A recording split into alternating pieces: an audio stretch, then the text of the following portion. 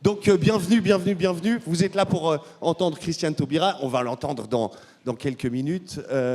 Juste un mot pour vous dire le plaisir de vous accueillir, Madame, on dit le ou la garde des Sceaux, c'est une question, Madame la garde des Sceaux, puisqu'en France on garde ces titres, en Suisse c'est pas le cas, même si vous appelez Micheline Calmiret la présidente honoraire de la Confédération, ce qui lui fait extrêmement plaisir, mais ça n'existe pas dans notre protocole.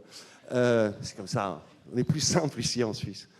Donc, on va écouter évidemment Christiane Taubira, on va parler avec elle de beaucoup de choses, on va parler de mariage pour tous, bien sûr, de mariage pour toutes et tous. On ne parlera pas que de ça, on partira de ça pour lui faire dire, je crois, pas mal de choses, on en a déjà discuté un tout petit peu avant. Mais avant, puisque ce n'est pas grâce à moi que vous êtes là, c'est grâce à la ville de Genève et en particulier une conseillère administrative que j'ai le plaisir d'accueillir. Ouh là là, mon Dieu, c'est très impressionnant cette affaire. Vous allez y avoir droit, Christiane Taubira aussi, vous allez voir, ça fait quelque chose. Qui nous accueille ce soir, vous pouvez l'applaudir aussi, au moins aussi fort que Christiane Taubira, Madame Christina Kitsos.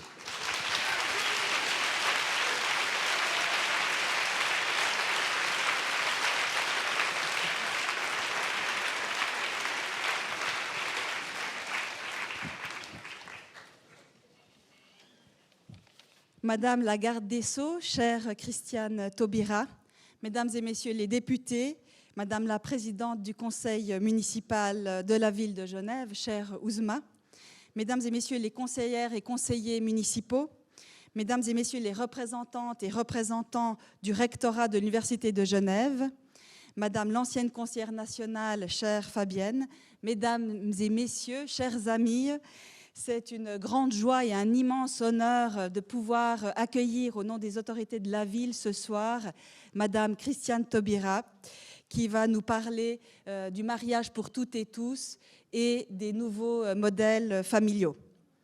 Votre venue, Madame la Ministre, s'intègre dans une réflexion plus globale que nous menons au sein du département de la cohésion sociale et de la solidarité sur la question des transitions, tant sur le plan individuel que collectif.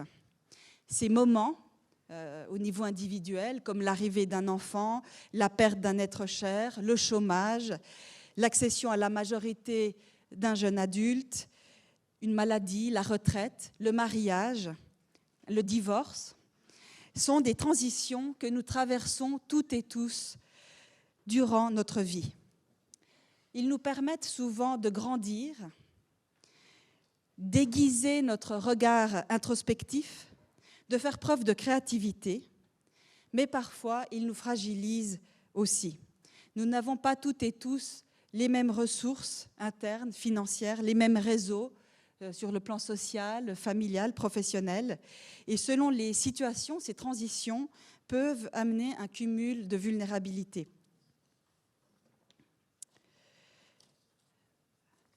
Les statistiques sont implacables. Plus de 28% des personnes de plus de 65 ans qui vivent seules sont exposées à un risque de pauvreté en Suisse.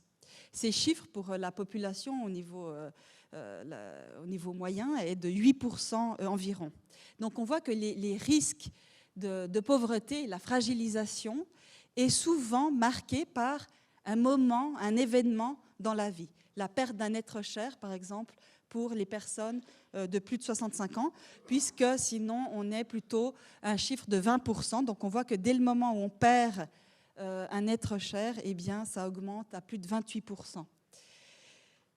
Les familles monoparentales, plus de 16% d'entre elles se trouvent en situation de pauvreté en Suisse et plus de 23% déclarent avoir de la difficulté à joindre les deux bouts.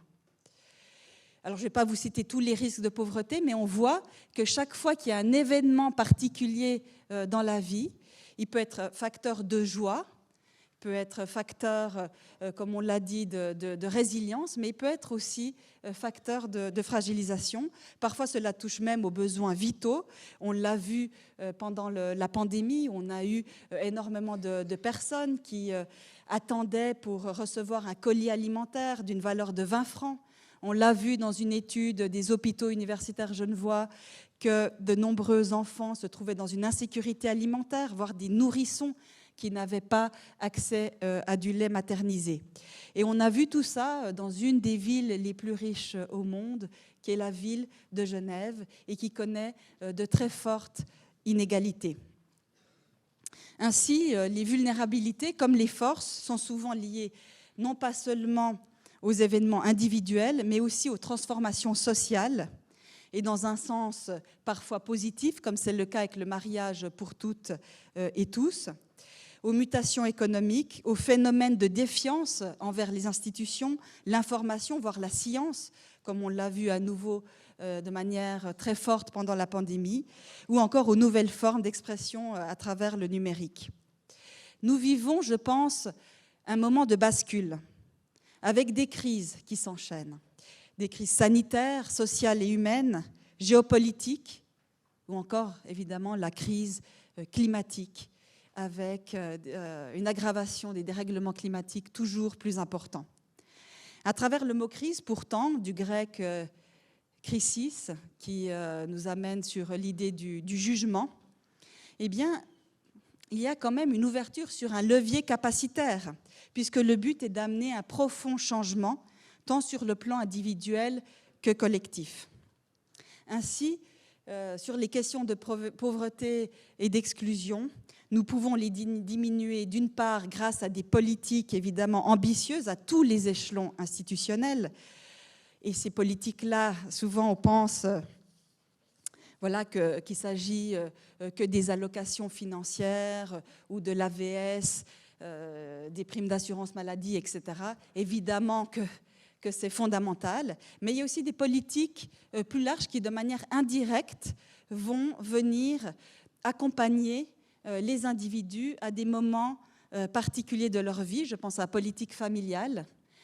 Par exemple, à travers la petite enfance, on a un vrai levier en faveur de l'égalité. Les politiques au sens large pour les personnes âgées, ou encore, je pense, aux politiques migratoires qui sont particulièrement restrictives en Suisse. Et à nouveau, pendant la pandémie, on l'a vu que de nombreuses personnes ne faisaient pas recours aux droits parce qu'elles avaient peur que leur statut ne soit pas renouvelé.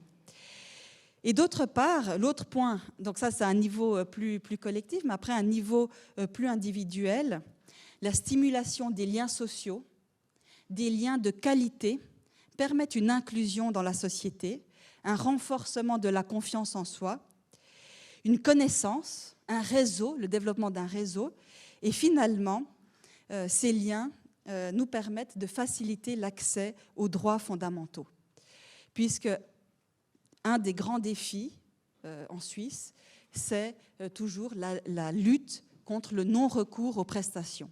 On parle toujours des abus des personnes qui perçoivent l'aide sociale, et pourtant on ne parle jamais de toutes ces personnes, et elles sont nombreuses, c'est plus de 50% de la population, qui n'ont pas accès à ces droits, qui n'ont pas accès à ces prestations sociales de santé. Donc l'abus, finalement, c'est ce non-recours aux prestations. C'est sur ça qu'on doit travailler, que les institutions doivent se pencher. Alors, en tant que collectivité locale, ville cosmopolite, carrefour des idées, nous voulons questionner ces moments de bascule en tant que marqueurs sociaux. Ces transitions sont importantes. Elles portent en elles un lot d'incertitudes, de peur, de vulnérabilité, mais elles sont aussi et surtout porteuses d'espoir, de beauté, de créativité, d'engagement, d'ouverture et de courage. Nous souhaitons renforcer nos leviers d'action afin de développer à l'échelle locale des politiques publiques cohérentes et renforcer des services publics forts pour plus de cohésion sociale, de solidarité, et surtout participer à cet idéal de justice sociale, d'égalité, tout en accompagnant la transition écologique. Parce qu'évidemment, comment prendre en compte le bien commun aujourd'hui face aux défis de l'urgence climatique? Comment renforcer la justice sociale, prendre des décisions pour lutter contre les dérèglements climatiques, tout en ayant cette notion de justice sociale dans chaque action que nous menons. Comme le dit le jeune économiste français Timothée Paric, les élites polluent 4 fois plus que la moitié la plus pauvre de l'humanité. Je le cite. L'injustice de cet apartheid planétaire est double. Les riches polluent et les pauvres subissent. Il est vraiment urgent de placer la question sociale dans chaque action que nous menons en faveur de la transition écologique. Sinon, nous n'arriverons pas à un véritable changement profond de nos sociétés. Dans ces réflexions collectives et individuelles, une femme politique m'inspire, une voix me porte tout particulièrement, celle de Christiane Taubira. C'est elle que je vous propose d'entendre ce soir et avec elle de prendre ce temps précieux de l'analyse et de la réflexion. Ce temps si précieux pour favoriser cet engagement, pour renforcer la créativité et cette capacité que nous devons toutes et tous avoir, c'est-à-dire ce pouvoir d'agir. Et Madame Taubira fait partie de ces personnes qui ont pris des responsabilités importantes et qui ont fait avancer nos sociétés. Garde des Sceaux, le parcours de Christiane Taubira est scandé par des combats pour des lois qui marquent des évolutions sociales et sociétales majeures et la vie de millions d'individus. Comme celle de 2011 qui reconnaît l'esclavage comme crime contre l'humanité, ou la réforme pénale de 2014, ou encore la réforme sur le mariage pour toutes et tous, qui est le thème de la discussion de ce soir. En France, elle a mis toute sa force de conviction, son immense culture et sa puissance oratoire dans un combat qui a permis de mettre un terme à un interdit basé sur la seule orientation sexuelle des personnes et de placer l'égalité des droits au cœur de cette avancée. En Suisse, le mariage pour toutes et tous a été adopté en 2021. Le peuple suisse a posé un acte fort pour affirmer que toutes les femmes et tous les hommes sont égaux dans l'accession au mariage et la reconnaissance des familles arc-en-ciel. Cette évolution, dans le droit fil de ce qui a été décidé par nos voisins français, contribue à transformer les représentations sociales, les modèles familiaux et à lutter contre toutes les formes de discrimination. Et in fine, elle a un impact sur les parcours individuels. Je remercie infiniment Madame Christiane Taubira pour sa présence, d'avoir accepté notre invitation, ainsi que l'Université de Genève, qui nous accueille aujourd'hui dans cet auditoire Alexei Jacquard, du nom de cet étudiant suisse-chilien victime de disparition forcée du temps de la dictature chilienne. Merci aussi à Alexis Favre qui va animer la discussion et à vous toutes et tous pour votre belle présence. Je vous souhaite un très bel échange et je me réjouis de vous écouter. Merci.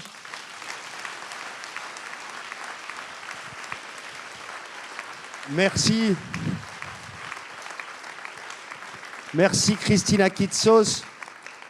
Merci Madame la conseillère administrative. Je profite du changement volant d'interprète pour vous signaler, même si vous l'avez vu, mais c'est important que le débat est signé ce soir. Et donc voilà, je voulais vous le dire. C'est pas toujours le cas. Merci monsieur. Quel accueil, Christiane Taubira. Ça va? Oui, parce qu'un tel accueil me recharge en énergie. Donc merci de m'avoir reçu tel que vous l'avez fait cet après-midi. Merci, chère Christina, pour cette invitation et pour ces 2 journées extrêmement passionnantes que je passe ici depuis hier. Merci d'être aussi nombreuses et nombreux. J'allais dire que ça m'intimide, mais en fait, c'est pas vrai. Votre vie, elle est incroyable. Vos rythmes, ils sont hallucinants. On était il y a quelques minutes dans la tranquillité, mais vraiment absolue, d'une salle austère, d'une imaille. Vous étiez quasiment en recueillement, vous étiez fatigué. Puis tout à coup, paf, les lumières s'allument. Il y a je ne sais pas combien de centaines de milliers de gens dans cette salle. Et vous êtes reparti. Oui, je vous ai dit que ça me recharge. D'abord, j'aime rencontrer les gens. Vous restez un peu un mystère pour moi. Enfin, pas vous. Mais la façon dont vous organisez votre vie collective ici, ça reste un peu un mystère pour moi. Donc, chaque fois que je viens ici, je suis un peu ici chez moi, hein, puisque je suis docteur honoris causa de l'Université de Genève. Donc, j'appartiens à la communauté universitaire de Genève, de cette université en tout cas. Absolument, professeur. Et cet après-midi, on est j'ai averti. rencontré, j'ai donné une masterclass. Et je suis bien ici, mais voilà, je viens avec toujours une espèce d'excitation parce que je sens que je vais comprendre un petit bout supplémentaire de votre architecture institutionnelle. C'est un immense bonheur de vous parler. La dernière fois, c'était en duplex, vous étiez en Guyane, c'était un peu compliqué. Là, c'est en présence. Et puis, quelle présence, là, au pluriel, avec je ne sais pas combien de S. Du temps, on va prendre un peu de temps. C'est assez rare aussi, ça, d'ailleurs, d'avoir du temps, en l'occurrence devant des gens, mais du temps pour vous écouter. Vous en avez un petit peu du temps dans cette vie frénétique qui vous emmène de Guyane en métropole, de métropole à Berlin demain, en passant par Paris. Vous avez un peu de temps pour vous, pour réfléchir encore un peu? D'abord, je n'ose pas m'exprimer si je n'ai pas réfléchi et travaillé à un sujet. Il se trouve que mon parcours de vie m'a conduite à mener des combats sur des sujets sur lesquels j'étais déjà engagée ou que j'ai pris à bras-le-corps parce qu'ils correspondaient justement à mon idéal de vie sociale, d'appartenance à une humanité mondiale. Donc, oui, non, je prends le temps, évidemment, sinon je reste chez moi. Je peux rester chez moi, il y a la mer, il y a la forêt. J'ai une belle bibliothèque. J'aime rencontrer les gens, mais je prends le temps de réfléchir. Et tant mieux pour nous. Alors on va parler de beaucoup de choses ce soir. On va parler de ce mariage pour toutes et tous dont vous êtes à l'origine, en tout cas dans son volet français, en tant que garde des Sceaux. On parlera de toutes ces transitions dont Christina Kitsos a parlé aussi, qui nous bousculent, et ce qui doit être, ce qui peut être notre boussole, ce qui est la vôtre en tout cas, pour essayer de garder la tête haute et d'aller vers le mieux. C'est un tout petit peu ce qu'on vise les uns les autres. D'abord, vous parlez de Genève, cette ville, vous êtes chez vous, dites-vous, vous êtes professeur honoris causa ici à l'université de Genève. Comment vous la connaissez, cette ville? J'ai envie de creuser un petit peu cette culture politique dont vous dites qu'elle vous intrigue et que vous ne la comprenez pas, mais je ne vous crois pas. Qu'est-ce que vous connaissez de nous? Alors, je crains de me mettre moi-même dans l'embarras. C'est une question extrêmement piégeuse.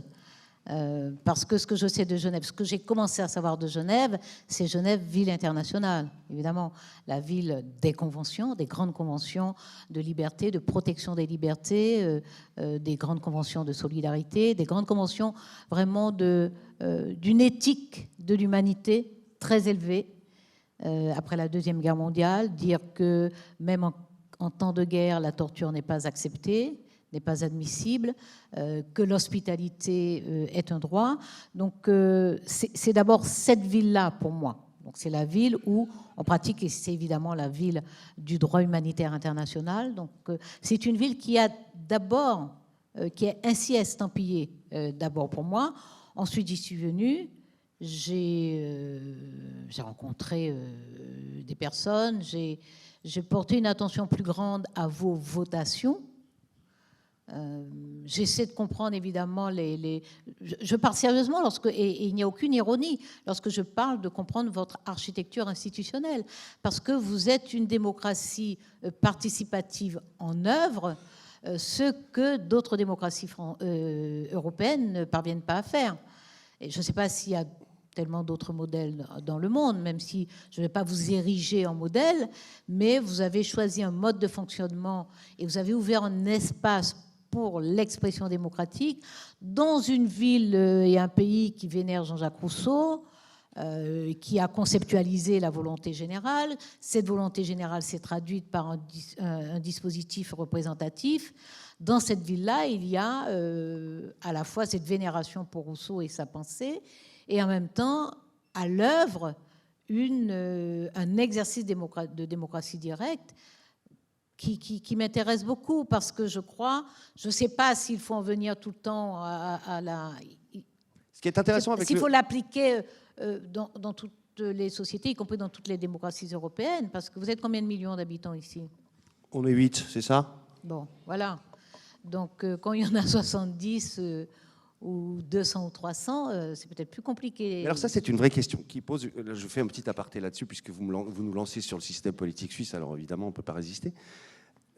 Dans quelle mesure il est compris? Il intrigue beaucoup, hein, c'est vrai, il intrigue beaucoup, et il intrigue de plus en plus, probablement, depuis que la France découvre les vertus de la démocratie participative, se met à rêver de référendum, d'initiative citoyen, de RIC, ou je ne sais quel autre acronyme. Dans quelle mesure il est véritablement compris au sens tripal du terme, ou est-ce que c'est simplement intellectuellement compris, à nouveau de haut en bas, en disant tiens, c'est marrant, ces Suisses y votent, c'est intéressant, voilà, il y a un sympathique espace de démocratie qui s'ouvre.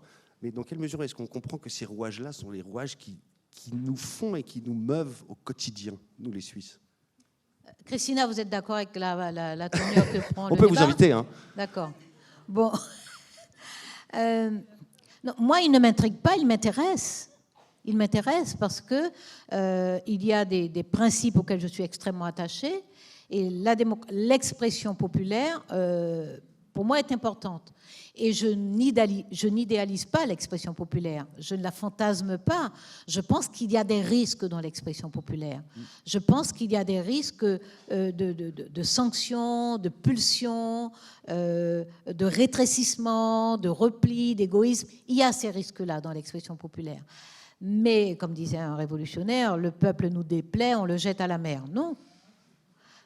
Il faut voir comment on travaille de façon à contenir ces risques-là. On ne va pas les détruire ou les éliminer, mais on va les contenir.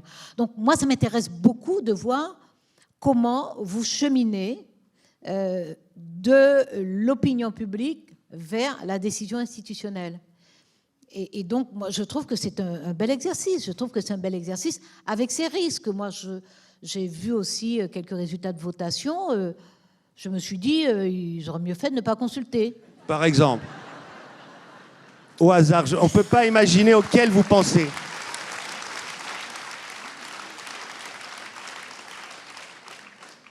Vous ne pensez qu'au minaret ou vous pensez à autre chose? Donc, il est bon que les démocraties représentatives, entre autres, j'assume, mais voilà, je dis avec respect parce que voilà, ça fait partie des risques de la consultation populaire. Et puis, on m'a un peu expliqué l'ambiance dans laquelle tout ça s'est déroulé. Comment est-ce que vous vous sentiriez? Est-ce que vous pouvez vous projeter dans ce système suisse qui se fait de bas en haut, qui est peut-être un peu plus pragmatique, du coup un peu plus dépassionné, du coup, attention, mot très très très bizarre pour un cerveau français, consensuel.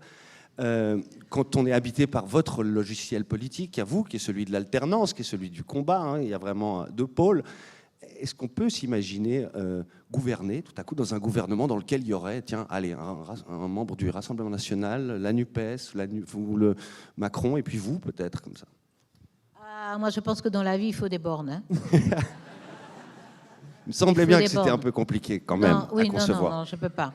Alors, j'aurais plusieurs problèmes avec votre système parce que moi, je crois au compromis. Je ne vénère pas le consensus. Je crois au compromis. Je crois que les partis IES, les partis, doivent faire un effort pour s'entendre réciproquement, pour se comprendre et pour décider ensemble, puisqu'on décide pour l'intérêt général. Donc je crois beaucoup à cela. J'ai mis du temps à croire à cela, parce que j'ai commencé ma vie d'engagement par une vie militante, depuis le lycée, mais ici ça s'appelle collège. Donc j'ai commencé... Je crois aux vertus de l'engagement et du combat. Je crois aux vertus de l'effort, de la passion qu'on met à convaincre. Je crois à cela. Donc sans doute que j'aurais été très dépaysée dans votre système, où je crois comprendre que le ton est à peu près... C'est un bon résumé, ça, non? Comme ça. C'est à peu près comme ça. Des fois, il y a un petit... Voilà. Pas beaucoup. Donc oui, j'admets que j'aurais du mal, mais je pense qu'ici comme ailleurs, il y a des lignes. Parce qu'on ne peut se parler que si on a un minimum de référentiel commun. Et les valeurs d'exclusion, la xénophobie, le racisme, l'antisémitisme, l'homophobie, etc., pour moi, ce sont des lignes qu'on ne franchit pas. Mais ça, c'est une vraie question. Comment est-ce qu'on sort? Alors là, on va venir au mariage pour tous, je vous promets, mais comment est-ce qu'on fait dans ce cas-là? Si on ne parle, il faut partager des valeurs communes, comment est-ce qu'on fait dans un monde où les valeurs communes, voilà, plus forcément tout le monde les partage de la même manière? Non, et il faut vivre avec eux. Non, mais bien entendu, mais je ne me vois pas. Vous disiez tout à l'heure comment on fait dans un avec le Front National. Non, moi je ne peux pas me retrouver dans... parce qu'il n'y a pas le minimum qui nous permet de faire société, il n'y a pas ce minimum. Donc, je ne peux pas faire semblant d'oublier cela et cocher des cases ou souligner des phrases avec des personnes avec qui je ne partage pas des valeurs qui sont essentielles. Je ne suis pas là pour ma personne. Si c'est pour ma personne, vous me demandez si je les reçois sur ma terrasse, c'est de toute façon non. Mais c'est pas. Mais à la limite, ma réponse n'intéresse personne. Par contre, si j'endosse une responsabilité politique et qu'au nom de cette responsabilité politique, je suis appelée à prendre des décisions qui auront des effets sur la vie des autres, je ne peux pas le faire dans l'hypocrisie en faisant semblant d'oublier que je le fais avec une personne dont les convictions politiques, c'est son droit d'avoir ses convictions politiques. Mais moi, je considère que ces convictions politiques-là, je les combats. Je ne peux pas me retrouver en situation de consensus sur un point précis d'autre chose en oubliant ces convictions politiques, parce qu'elles font du tort aux autres. C'est pas un débat philosophique. Elles font du tort, elles excluent des personnes, elles compliquent la vie des personnes. Svetlana Todorov dit que les paroles sont des actes. Les paroles sont des actes en ce que les paroles génèrent des actes. Il y a des paroles qui génèrent des actes. Donc les personnes qui mondanisent et qui prononcent ces paroles sont entendues par d'autres personnes qui se livrent à ces actes-là. Et faire semblant d'oublier ça ou de l'ignorer, c'est d'une façon ou d'une autre se rendre complice de cela. Donc moi, je pense que dans les démocraties, il y a quand même un socle qui doit être partagé. Je vous posais ces questions parce que je me suis laissé dire que le Parti socialiste cherchait une candidate au Conseil fédéral et donc visiblement, nous prenons note. Vous n'êtes pas prête, Christiane Taubira. C'est encore un pas trop grand à franchir. Alors le mariage pour tous, pour toutes et toutes qui nous réunissent ce soir. Je crois que J'espère que je ne blesse personne en disant ça. Je parle pour moi. Hein. Moi, je ne le ferai pas. Hein. Même si on m'écorche, qu'on me menace de me décapiter ou n'importe quoi, je ne le fais pas. Hein. Elle est en train de voir si vous êtes vraiment tenté. Il pourrait se passer quelque chose. Hein. Mariage pour toutes et tous. Un marqueur, s'il en est, Christina Kitsos, effectivement. Un marqueur pour vous en tant que garde des Sceaux. Pour Genève, c'est beaucoup plus récent. C'est cet été, 30 mariages, je crois, 30 mariages homosexuels depuis le mois de juillet, 37 conversions de partenariats en mariage. Vous vous souvenez d'abord, juste avant de parler de ce que ça a changé, vous vous souvenez de ce combat? On parlait de consensus, de comment est-ce qu'on fait aboutir, comment est-ce qu'on fait avancer les choses. C'était un combat de tous les instants, où finalement le mariage pour tous, quand vous le regardez maintenant, puisqu'il a quelques années, en France, vous dites que ça s'est fait parce que ça devait se faire. Non, ça devait se faire, mais ça ne s'est pas fait calmement. On le sait, ouais. Oui. Mais ça s'est fait. Mais depuis, non seulement ça s'est fait, ça fait du bien à la société française. Ça a vraiment fait du bien. Dans les années qui ont suivi, des leaders de la droite, alors la droite extrême, elle raconte ce qu'elle veut, elle ne m'intéresse pas, mais des leaders de la droite ont promis à plusieurs reprises à leurs militants d'abroger la loi. Et puis, c'était les 2 ans, 3 ans après. Après, ça s'est modulé, on va l'aménager, la loi. Et puis, au dernier quinquennat, même au précédent, non, au dernier, aucun leader de droite ne promettait de toucher à la loi. Parce qu'eux-mêmes, dans la société, se sont rendus compte que c'était complètement installé. Et ça s'est installé tout simplement parce que c'est vraiment un acte d'égalité. C'est une liberté reconnue, non pas offerte, elle existait dans la société, mais elle était déniée à une catégorie de personnes, à certaines citoyennes et certains citoyens. Donc ces gens se sont rendus compte d'abord, alors peut-être qu'ils ne s'en sont pas rendus compte à ce niveau-là en disant mais c'était un droit, il était temps de reconnaître ce droit, c'était une liberté, il était temps de la rendre applicable. Peut-être que ça n'a pas été par cette voie-là, ça a été plus probablement, plus vraisemblablement par la voie de l'expérience des mariages et des couples, où les gens se sont rendus compte que ce sont des mariages comme d'autres mariages, que certains sont éblouissants, d'autres sont un peu ridicules, certains sont pathétiques, que voilà, ce sont des mariages, que les homosexuels, ils sont comme les hétéros, ils sont aussi déraisonnables, parce que moi, il y a des personnes qui sont venues me dire merci 2 ans après la loi en me disant mais j'ai déjà divorcé. Ouais. Donc, je leur ai dit, mais à l'Assemblée, je disais aux députés, mais vous savez que les couples homosexuels ne seront pas plus raisonnables que les couples hétéros. Moi, je le savais, mais ça ne justifie pas de ne pas leur reconnaître le droit. Vous imaginez que ça puisse se calmer, cette virulence-là? C'est vrai, on s'en souvient, hein, les manifestations en France, c'était assez dingue. Vous imaginez que quelques années après, ce soit effectivement complètement absorbé par la société? Moi, je savais que de toute façon, j'ai mené trop de combats pour ignorer que lorsque les choses entrent dans la réalité, dans le quotidien des gens, les gens en prennent la vraie mesure. Ça, je le savais. Bon. Et je savais qu'il y avait de gros enjeux, notamment pour les adolescentes et adolescents, c'est-à-dire, bon, en plus parce qu'ils me le disaient, ils m'envoyaient des messages, ils me le disaient, grâce à vos mots, moi, j'ose en parler chez moi. J'ai osé en parler chez moi. Donc, mais je savais que les gens se rendraient compte que ça concerne leurs enfants, ça concerne des voisins, ça concerne des collègues, voilà, que des gens que jusque-là, ils trouvaient tout à fait bien, en ignorant leur homosexualité. Et, voilà, et que les personnes qui voyaient homosexuels et qui les exaspérait, etc., qu'à partir du moment où dans la société, ces personnes sont reconnues dans leurs droits et leurs libertés, ces personnes elles-mêmes prennent plus d'assurance. Donc, elles ont même une autre attitude. Donc, moi, je savais que ça arriverait. Et puis, je dois dire que comme c'était une conquête et que ce fut un combat, et que ce fut un combat rude, parce que la violence a été quand même extrême. Hein. Elle a été extrême. Moi, c'est une période où les préfets, plusieurs préfets en France, ont demandé à mes officiers de sécurité que je ne vienne pas dans leur département ou dans leur région, en disant que ce sont des militants d'un genre qu'on ne connaît pas. On a l'habitude des militants syndicaux, des militants politiques, etc. Mais ceux-là, on ne sait pas anticiper.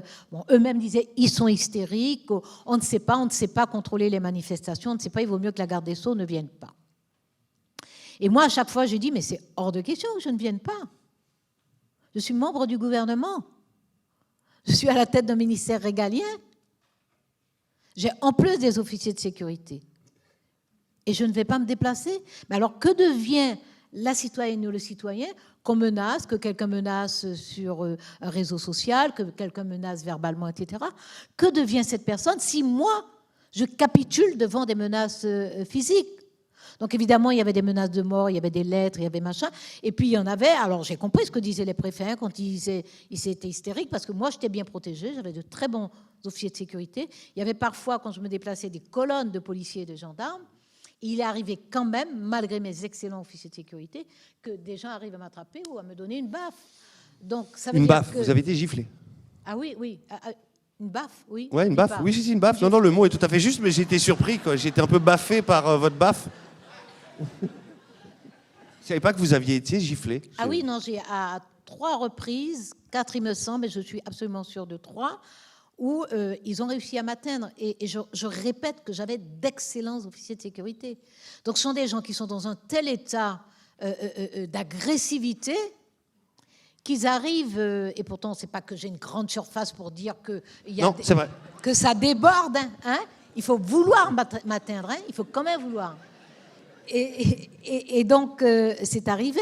Une fois dans une gare, le major de mes officiers de sécurité m'a dit « Madame la garde des Sceaux, il est possible que je vous plaque par terre. » Et je lui ai dit... On dirait presque que ça vous manque quand même, cette période. Je lui ai dit « Si vous me faites ça, je vous mords. » Et il m'a répondu « Je sais, c'est pour ça que je vous préviens. »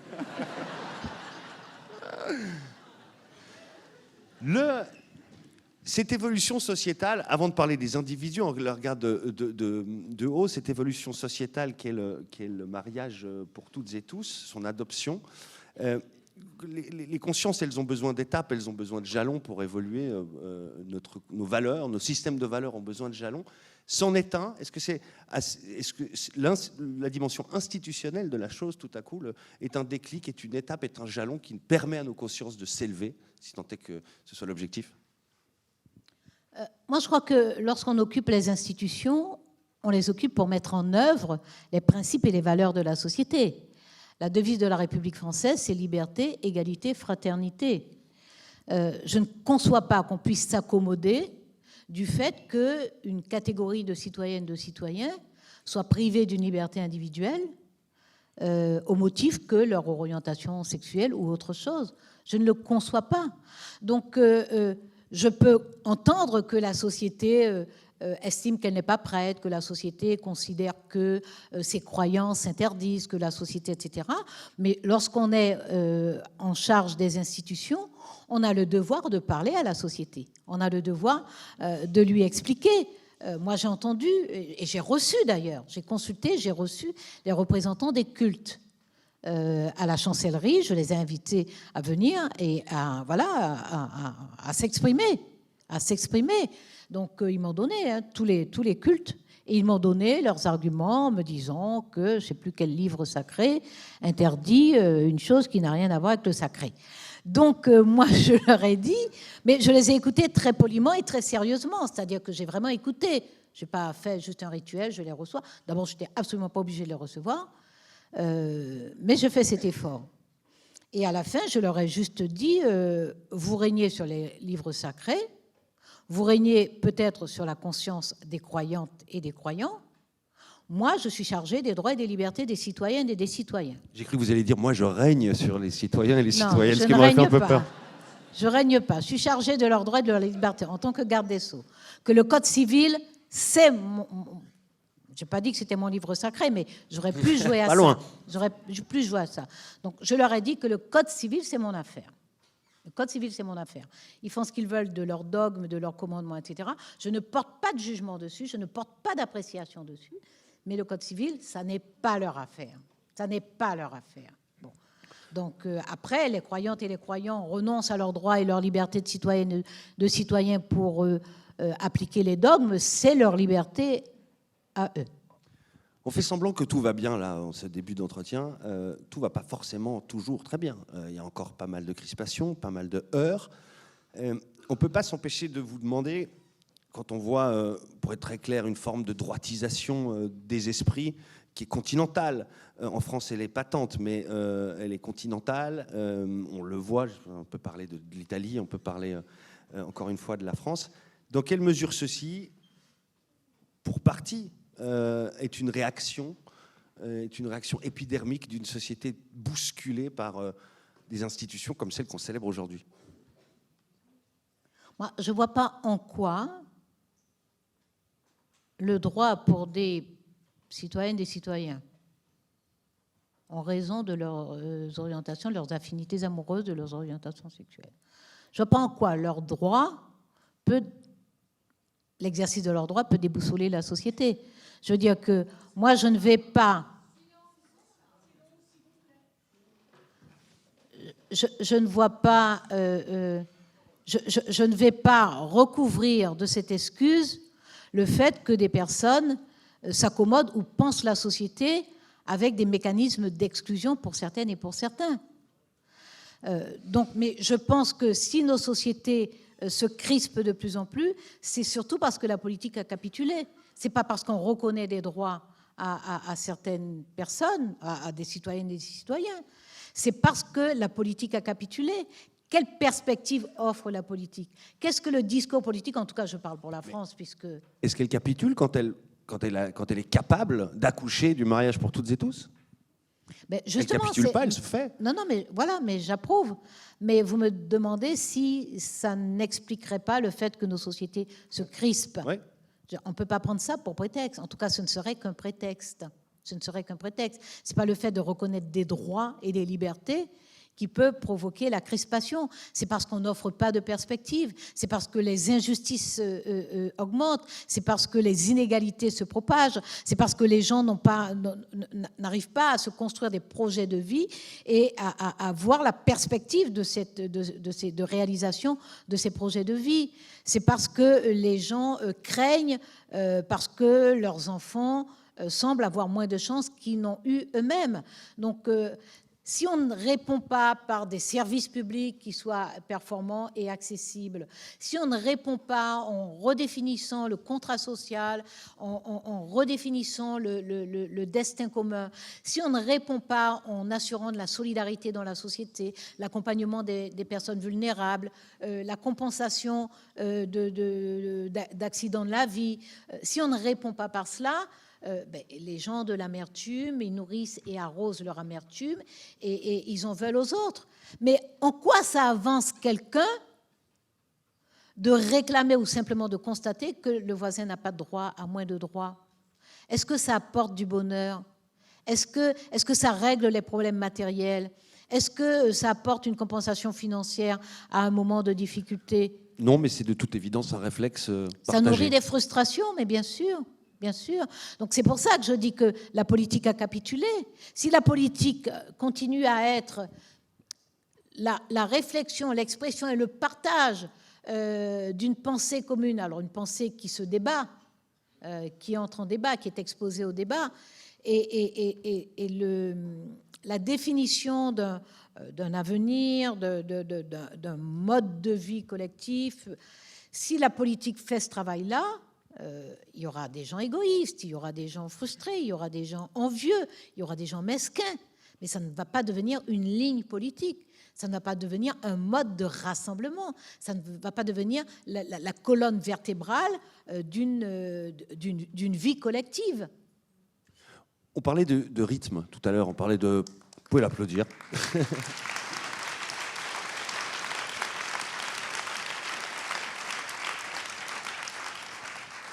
Je ne sais pas si je vous ai dit, mais vous aurez évidemment la parole. On me fera des signes quand ce sera temps. J'ai un peu perdu le fil, mais vous aurez la parole tout à l'heure. Ne vous en faites pas, vous pourrez faire beaucoup plus qu'applaudir. Je disais qu'on parlait d'immédiateté, de prendre le temps dans un monde où on ne prend pas le temps de grand-chose.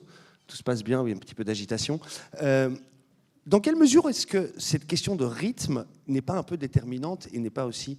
un des ingrédients du problème? On est un peu perdu dans une accélération des choses qu'on n'a jamais vécues sur à peu près tous les fronts. Les menaces sont immédiates, les pandémies sont fulgurantes, les exigences sociétales sont aussi rapides, elles sont fortes. Et est-ce qu'on n'a pas un problème de synchronicité, nous, entre nous, les humains, qui fait que simplement, on n'arrive juste pas à se comprendre parce qu'on n'est pas dans le même tempo? On n'est jamais dans le même tempo, on ne va pas attendre d'y être pour reconnaître des droits et des libertés, pour se respecter, pour s'entraider, on ne va pas attendre ça. Il y a la temporalité des institutions, il y a le tempo des institutions, il y a l'Assemblée nationale, je crois que vous avez l'équivalent. Je vous pose cette question-là, c'est parce que vous parlez du tempo, oui, le Parlement fédéral, l'Assemblée fédérale. Oui. Il y a un rythme pour examiner les lois qui vont devenir des règles. Il y a un rythme, le temps d'aller au fond des choses, de débattre, de discuter, d'arbitrer, etc. Il ne vous aura pas échappé, pardon, je vous interromps, que ce rythme-là, ce rythme des institutions, ce temps du politique, il est éminemment défié par quantité de mouvements, de revendications, parfaitement légitimes les unes les autres, à commencer par celle qui habite et qui sous-tend ville en transition, à savoir le climat, la planète, l'urgence environnementale. C'est pour ça que je vous parle de rythme, c'est qu'on n'est plus dans la même logique. Oui, mais je ne pense pas qu'il y ait un moment dans les sociétés, dans les vies sociales, où tout était synchronisé, harmonisé. On peut toujours s'inventer des nostalgies de grande sérénité. Oui. Hein, mais je ne crois pas. Je crois que les institutions ont une temporalité. C'est la nature même des institutions d'avoir un rythme, parce qu'il y a des procédures, parce qu'il y a des règles, parce qu'il y a des conditions pour faire maturer les sujets sur lesquels on va décider. Parce qu'une fois qu'on a décidé, ça devient une règle commune. C'est un défi pour le politique. Ce qui a changé et qui a vraiment introduit un facteur d'accélération considérable, ce sont les réseaux sociaux. Les réseaux sociaux ont bouleversé au sens où c'est le règne de l'immédiateté. Et il faut s'organiser par rapport à cela. Il faut s'organiser par rapport à cela. Ça ne veut pas dire qu'il faut répondre immédiatement, mais ça veut dire que, je pense à MeToo par exemple, dont on dit ça fait 5 ans, qu'est-ce que vous en pensez, il y a toutes les dérives possibles, etc. Mais pourquoi 5 ans après, on ne peut pas répondre que les institutions, et notamment les institutions judiciaires, ont pris à bras-le-corps le problème, puisque c'est une réalité, les violences sexistes et sexuelles, que c'est un phénomène sociétal au sens où ça touche toutes les catégories sociales, tous les territoires, tous les tempéraments. C'est donc un sujet sociétal. Sauf qu'aujourd'hui, 5 ans après, on ne peut pas dire que les institutions judiciaires ont pris en charge ce problème et les gouvernements les ont pris en charge par des politiques publiques efficaces. Bon, les institutions judiciaires, parce que souvent, il y a trop de contentieux, contentieux divers, hein, pas seulement celui-là, pour des tas de raisons objectives, mais qui génèrent de l'insatisfaction. Donc, la question, ce n'est pas d'adapter la temporalité des institutions aux réseaux sociaux. La question, c'est de savoir comment nos institutions, elles, s'emparent des problèmes qui traversent la société. Et celui-là en est un. Et si on ne le prend pas à bras-le-corps, et si on ne le fait pas vraiment reculer, évidemment, l'espace des réseaux sociaux, de l'immédiateté, de la parole sans conséquence, de la parole non contrôlée, de l'absence de règles, de procédures, de contraintes, tout cela va s'élargir. Cet espace-là va s'élargir. Et ça interpelle, non pas pour dire les institutions n'ont qu'à aller plus vite, où il faut étrangler les réseaux sociaux, il faut les contrôler, il faut les modérer. Ça, c'est absolument indiscutable. Ce n'est pas exactement ce qui est en train de se produire. C'est pas ce qui est en train de se faire, et ça, c'est fort inquiétant. Ça, c'est fort inquiétant. Parce qu'au-delà même des réseaux sociaux, au-delà de cette parole, qui est parfois, et même assez souvent, une parole de lâcheté, hein, par l'anonymat de certains comptes, il y a quand même une interrogation sur les États-nations. Il y a une interrogation sur les pouvoirs. C'était le sens de ma question. On a vu le moment, je crois que c'était dans les années 60-70, fortement les années 70, où les multinationales ont eu l'air de prendre du pouvoir. Où les multinationales ont donné l'impression que le pouvoir était économique et n'était plus politique. Moi, je suis persuadée, et je peux le démontrer, je crois que je le décris un peu partiellement dans un livre qui s'appelle « Nous habitons la Terre », je pense que même sous le règne des multinationales, le pouvoir restait politique. Et la meilleure démonstration, c'est que les multinationales, les puissances financières, les puissances économiques et financières vont voir les politiques, proposent des amendements aux députés, des amendements tout rédigés aux députés, demandent des rendez-vous à la magistrature suprême.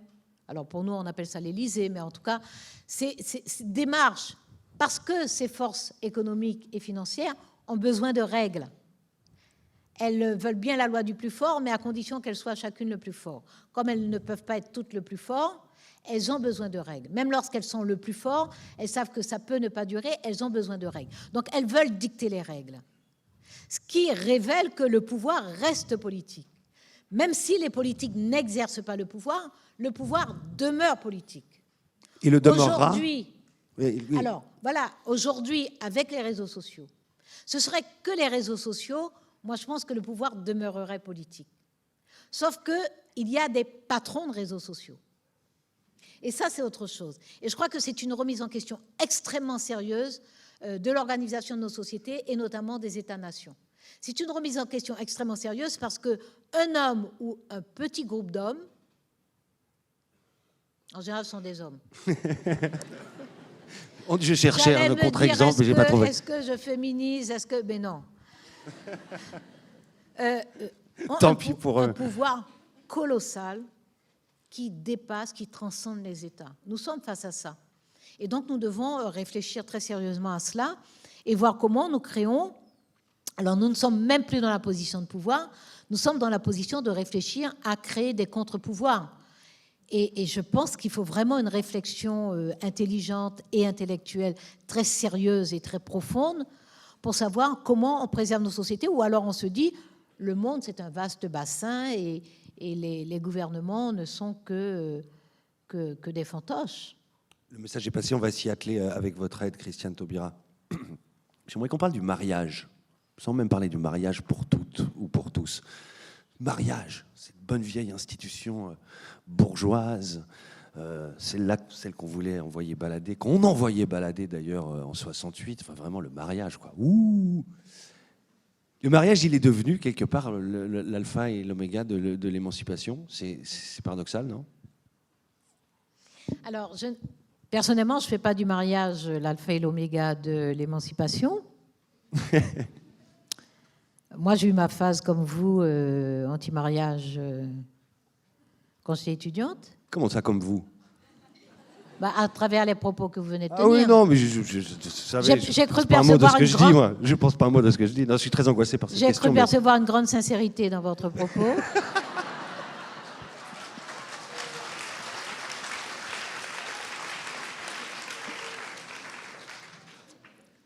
En fait, moi, pendant les débats, j'ai fait des plaisanteries sur le mariage. Je me suis autorisé des plaisanteries sur le mariage. Je distingue le mariage en tant qu'institution qui ne peut pas s'accommoder de discrimination, d'exclusion. Ça, l'institution, et s'il fallait refaire, je referais. L'institution ne peut pas s'accommoder d'exclusion. Maintenant, est-ce que le mariage est l'horizon indépassable et est-ce que ça doit être le rêve de toutes les adolescentes et de tous les adolescents, que ce soit des mariages hétéro ou homo? Ça, c'est une autre histoire. Moi, j'ai été mariée 2 fois. Hein. C'est bon de savoir d'où on parle.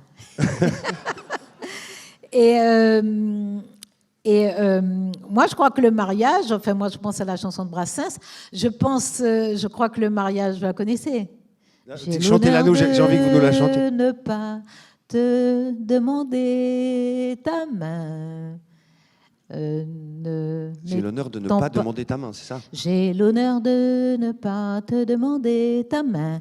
Ne gravons pas nos noms au bas d'un parchemin. Très bien, bravo Christiane Taubira.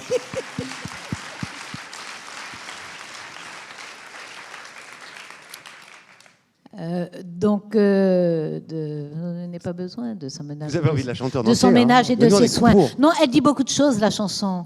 J'ai l'honneur de ne pas demander ta main, voilà, c'est beau ça. De servante n'ai pas besoin, de son ménage et de ses soins, je te dispense. Qu'en éternel fiancé, à la dame de mes pensées, toujours je pense. Bon. Donc c'est Brassens, quand j'étais étudiante, j'aimais beaucoup cette chanson. C'est bien parce que ça incarne tout ceci, le mariage. Hein. Oui, oui. Voilà. Non, et puis moi, je peux dire, quand je dis d'où je parle, j'ai fait l'expérience que le mariage et la vie commune, ça secoue sacrément l'amour. Hein. Il paraît. Ouais, non, moi je peux vous dire. Ça secoue sacrément l'amour. Donc, voilà, mais je ne vois pas au nom de quoi... Il y a plus de mariages qui tiennent, d'ailleurs, que de mariages qui se défont, quand même, il me semble. Pas chez vous.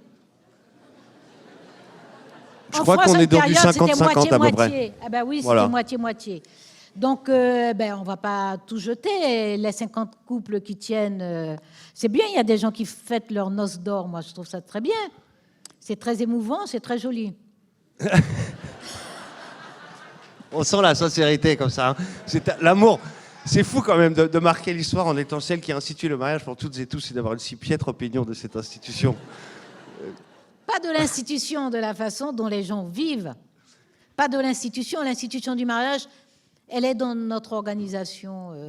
Moi, je vois pas l'utilité. Je pense que c'est sans intérêt que je dise mon opinion dessus. Si je dis institution, c'est parce que, pour être un tout petit peu sérieux sur la question, c'est que, est-ce que vous considérez que le mariage font partie des éléments qui continuent, on aime bien ce langage-là, à faire société? Est-ce que c'est vraiment un des marqueurs qui font société? Alors là, on est dans la novlangue à fond, mais la question reste quand même, je crois, pertinente. Probablement que oui. Mais on peut s'interroger parce que de toute façon, les institutions sont datées. Moi, je me souviens lorsque j'ai commencé mes études, alors j'ai fait des études de sciences économiques et très vite j'ai commencé à aller me balader dans les universités où il y avait des études de sciences sociales et de sciences humaines. Et donc je me suis mise à lire des ethnologues, des anthropologues, etc. Donc à découvrir comment étaient organisées d'autres sociétés, y compris ce qu'on appelait à l'époque des sociétés primitives. Comment c'était organisé. Et dans ces sociétés-là, il y avait des façons de faire famille. Il y avait à la fois des façons de faire famille qui n'avaient rien à voir avec la famille nucléaire occidentale qu'on connaît, d'une part, et d'autre part, il y avait des réseaux de solidarité qui permettaient de soutenir les membres de la famille. Et cependant, il y avait une vigilance pour éviter l'inceste. C'est-à-dire que le fait de regrouper des familles, etc., il fallait suivre quand même les généalogies de façon à éviter l'inceste. Alors, dans certaines communautés amérindiennes, ça se faisait carrément par des villages séparés. On savait qu'il fallait éviter absolument des mariages dans le même village. Dans des sociétés africaines, ça se faisait d'une autre façon, sous la forme des concessions, etc. D'ailleurs, Freud est allé étudier ça, hein, il a écrit Totem et Tabou, il est allé étudier la façon dont ces sociétés qu'on dit primitives, etc., s'organisent pour éviter l'inceste. Lévi-Strauss aussi a regardé de très près comment ces généalogies familiales se construisaient et comment la matrilinéarité, la patrilinéarité, qui n'ont rien à voir avec le patriarcat et le matriarcat, permettait que les familles se constituent et s'élargissent parce que c'est un espace où on partage, où on se protège, etc. Et en même temps, on évite de perdre le fil des généalogies pour ne pas avoir des incestes par mégarde, par inadvertance. Donc, ça veut dire que l'Europe peut s'interroger sur la façon dont elle fait famille. Est-ce que ça a toujours été ainsi? Est-ce que c'est définitivement le seul modèle? Moi, je crois que nos sociétés, aujourd'hui, par leur organisation, par une mobilité qui revient, de plus en plus, les gens bougent, changent de territoire, changent de ville, changent de vie professionnelle. Est-ce que juste la vie familiale ne changerait pas du tout?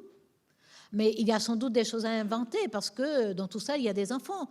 Et les sociétés que j'ai prises en référence tout à l'heure sont des sociétés qui tiennent compte justement du fait qu'il y a des enfants. Ce serait qu'une affaire d'adultes, on n'aurait pas besoin de ces organisations sophistiquées. C'est parce qu'il y a des enfants. Donc je pense que les sociétés européennes peuvent aussi s'interroger, compte tenu de la présence d'enfants, sur la façon dont elles s'organisent. Est-ce qu'il n'y a que la famille nucléaire?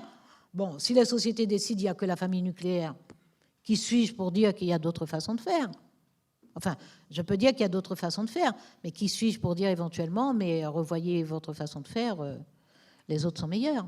On aurait pu l'envoyer le balader, le mariage, dans une société qui se redéfinit. Au contraire, c'est le mouvement inverse qui s'est produit. On l'a renforcé. Mais déjà, on l'a renforcé, mais les divorces aussi. Hein, je vous ai dit, moi, j'ai vu des couples... bon, qui sont séparés. Renforcer l'un, c'est malheureusement renforcer l'autre. Ça, c'est un petit peu automatique. On aurait pu, mais je pense que ce n'est pas là que se situe le débat. Les sociétés ont leurs institutions. Si le mariage a été à ce point brocardé, c'est parce que justement c'est une institution qui constituait un pilier de la société et qui représentait donc les forces conservatrices de la société. Sans compter les conditions dans lesquelles le mariage, l'institution elle-même s'est instaurée. Pendant des dizaines d'années en Europe, on a marié les gens. Les gens ne sont pas mariés par amour. On a marié, c'est-à-dire qu'on a allié des familles, on a consolidé des fortunes, on a jouxté des propriétés foncières. Donc l'institution a connu cette partie de cette histoire. Et puis, ça a été une contestation de cette institution-là, en tout cas de cet âge de l'institution, de dire on se marie par amour. Donc on en voit balader le choix des parents, on en voit balader les pré-testaments faits chez les notaires, on en voit balader tout ça, et j'épouse l'homme de mon cœur, la femme de ma vie, etc. Donc ça, c'était déjà une contestation de l'institution. Et puis après, on a bien vu que même quand on y était entré dans la contestation, après, on s'installait et on s'embourgeoisait pour utiliser le vocabulaire de contestation que vous avez introduit dans notre discussion. Donc, je ne suis pas responsable. Voilà, moi, je pense que les couples aujourd'hui, de plus en plus d'ailleurs, les couples ne se posent pas systématiquement la question du mariage. La société... D'ailleurs, pardon, si vous me permettez une dernière phrase. Je pense que je vous permets, oui. Pendant les débats, il y avait des courants parmi les mouvements de solidarité homosexuelle qui disaient qu'est-ce que c'est que ce truc réactionnaire? Nous, les homos, justement, on proteste, on remet en question les piliers de la société, les institutions, tout ça, c'est conservateur, c'est réactionnaire, etc. Il y avait ce mouvement. Il n'a pas pris très fort, mais moi, je disais à l'époque, hein, j'estime que vous avez le droit de le faire. Ça ne vous oblige pas à le faire. Les statisticiens me murmurent qu'il se passe même exactement l'inverse maintenant, c'est-à-dire que le mariage aurait davantage la cote dans le milieu homosexuel que chez les hétéros. Donc voilà, les choses se sont effectivement... Ça viendra, il faut laisser passer le temps. La société, elle s'est pas arrêtée d'évoluer avec le mariage pour toutes et tous. Nos valeurs évoluent, elles changent, nos définitions évoluent. Au moment de tous ces débats, on parlait des hommes, des femmes, des homosexuels, des hétérosexuels. Aujourd'hui, la palette s'est élargie. On met des X, on parle de tuxt, et non plus de toutes et de toutes. Les modèles changent, les définitions changent. Le législateur, garde des Sceaux ou parlementaire d'ailleurs, qu'est-ce qu'il fait avec quelle est sa ligne de conduite à lui, par quoi est-ce qu'il doit être guidé, qu'est-ce qu'il doit avoir à l'esprit pour traverser tous ces méandres de valeurs qui bougent? Alors, le législateur, la législatrice sont des personnes qui ont en charge les règles communes. Et ce qui guide les règles communes, c'est l'égalité. Les citoyennes et les citoyens sont égaux devant la loi, égaux devant la loi. Ça, c'est la part de la responsabilité législative. Donc, nous devons être vigilantes et vigilants à nous assurer que toutes les citoyennes et tous les citoyens sont égaux devant la loi. Après, dans la vie de la société, les questions se posent de façon très, très active, très émotive aussi. Hein, ça peut, virulente, passionnée. Ça peut se poser de cette façon. Alors qu'on discute, qu'on débatte avec toute l'énergie qu'on veut, il n'y a pas de souci. La question, c'est de savoir, est-ce qu'un citoyen ou une citoyenne ou un groupe décide comme ça, arbitrairement, qu'une citoyenne ou une catégorie de citoyennes n'a pas de droit ou n'a pas de liberté. C'est ça qui concerne le législateur. Mais est-ce que ça marche, cette grille de lecture? Est-ce que c'est suffisant ou est-ce que vous en sortez un peu facilement? Parce que comment on fait? Je ne m'en sors pas. Je rappelle un principe qui n'est pas simple, parce que ceux qui tiennent les institutions souvent manquent de courage, de plus en plus manquent de courage. Et écoute les protestations. Parmi les protestations contre le mariage, il y a des personnes qui simplement suivaient l'opinion publique. Et au moment où nous débattons, nous commençons les débats, l'opinion publique n'est pas de notre côté. Ni pour le mariage, elle avance pour le mariage, mais pour l'adoption, elle n'est pas du tout de notre côté. Et la question s'est posée, moi-même au sein du gouvernement. La question s'est posée, bon, peut-être que le mariage, ça va passer, mais l'adoption, il faut éviter l'adoption. À quoi j'ai répondu, dans notre code civil, le mariage emporte l'adoption. Par conséquent, nous ferons le mariage homosexuel comme le mariage hétérosexuel avec l'adoption. Le mariage homosexuel emportera également l'adoption. Que moi, je ne ferai pas de mariage au rabais. Je n'en ferai pas. Donc, alors après...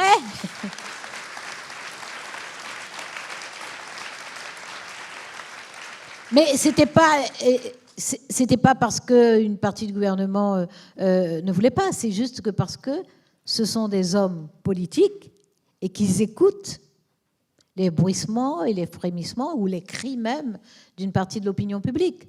Donc je ne m'en sors pas du tout facilement. Le plus facile, c'est de dire, ben oui, on gouverne pour les gens, on gouverne les gens, il faut écouter les gens. Mais si la majorité de la population se trompe, ça ne veut pas dire que moi, je sais que d'emblée, j'ai raison. Mais j'ai un baromètre que je peux expliquer et expliciter. Ce n'est pas j'ai raison parce que je pense ça. C'est voilà, à partir de ces valeurs que nous prétendons partager, la conséquence, c'est ça. Nous maintenons la devise sur l'égalité. La conséquence, c'est que les citoyennes et les citoyens sont égaux devant la loi. Ils sont égaux dans les institutions. Voilà. Si nous sommes d'accord sur la valeur, nous acceptons la conséquence. Et cette règle, elle fonctionne. Mais est-ce que ça fonctionne? Si la règle fonctionne, il faut la faire fonctionner. La règle ne fonctionne pas toute seule. Et ça a été ça le combat pour le mariage en France. C'est qu'il fallait faire fonctionner et la règle. Donc, mais le plus facile, c'est d'entendre ceux qui protestent. C'est le plus facile. Mais si on se met à écouter ceux qui protestent ou à écouter ses propres lâchetés, quelle est la boussole? Quelle est la boussole? C'est à partir d'un sondage que je refuse une liberté ou un droit? Le sondage, il va varier. La valeur, elle ne varie pas. La valeur, elle est stable. Elle nous réunit, elle contribue à notre cohésion. Donc, c'est un repère. Voilà, c'est entre la boussole et le phare. Le phare, il est là, il me sert de repère. Quel est le rôle de... je crois parler sous votre contrôle, Christina Kitsos, en disant que vous avez à cœur, enfin la ville a à cœur d'accompagner le collectif, l'État accompagne, en tout cas dans le sens que vous le comprenez, a à cœur d'accompagner les gens, notamment dans ces moments de transition-là. Alors il y a le cadre légal, il y a la loi, il y a les opportunités qu'on offre à tous quand on gouverne. Est-ce qu'il faut faire plus? Quel est le rôle? Est-ce qu'il faut accompagner plus loin? Est-ce qu'il faut jusqu'où est-ce qu'il faut accompagner finalement? Quel est le sens de l'État Mais dont vous avez accompagner le qui? Dans quel domaine? Accompagner qui? Dans quel domaine? Il y a les sujets qui apportent des réponses. En l'occurrence, on a parlé des difficultés parfois, des préjugés, dans la transition, préjugés dont on peut être victime, de toutes les discriminations dont on peut être victime, notamment dans le cadre de ce débat qui nous anime ce soir. Est-ce qu'il y a un devoir proactif de l'État que d'aller non seulement faire du droit, mais aussi faire de la morale, faire de la politique, expliquer, faire avancer les choses?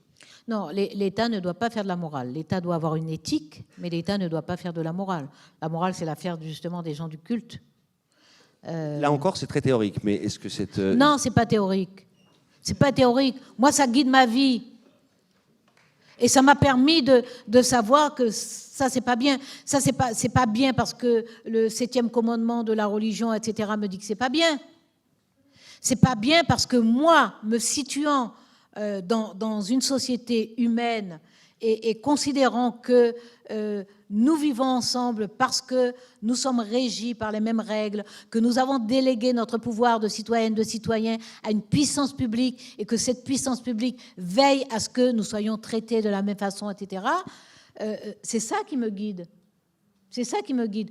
Donc, non, et c'est même très difficile, pardon.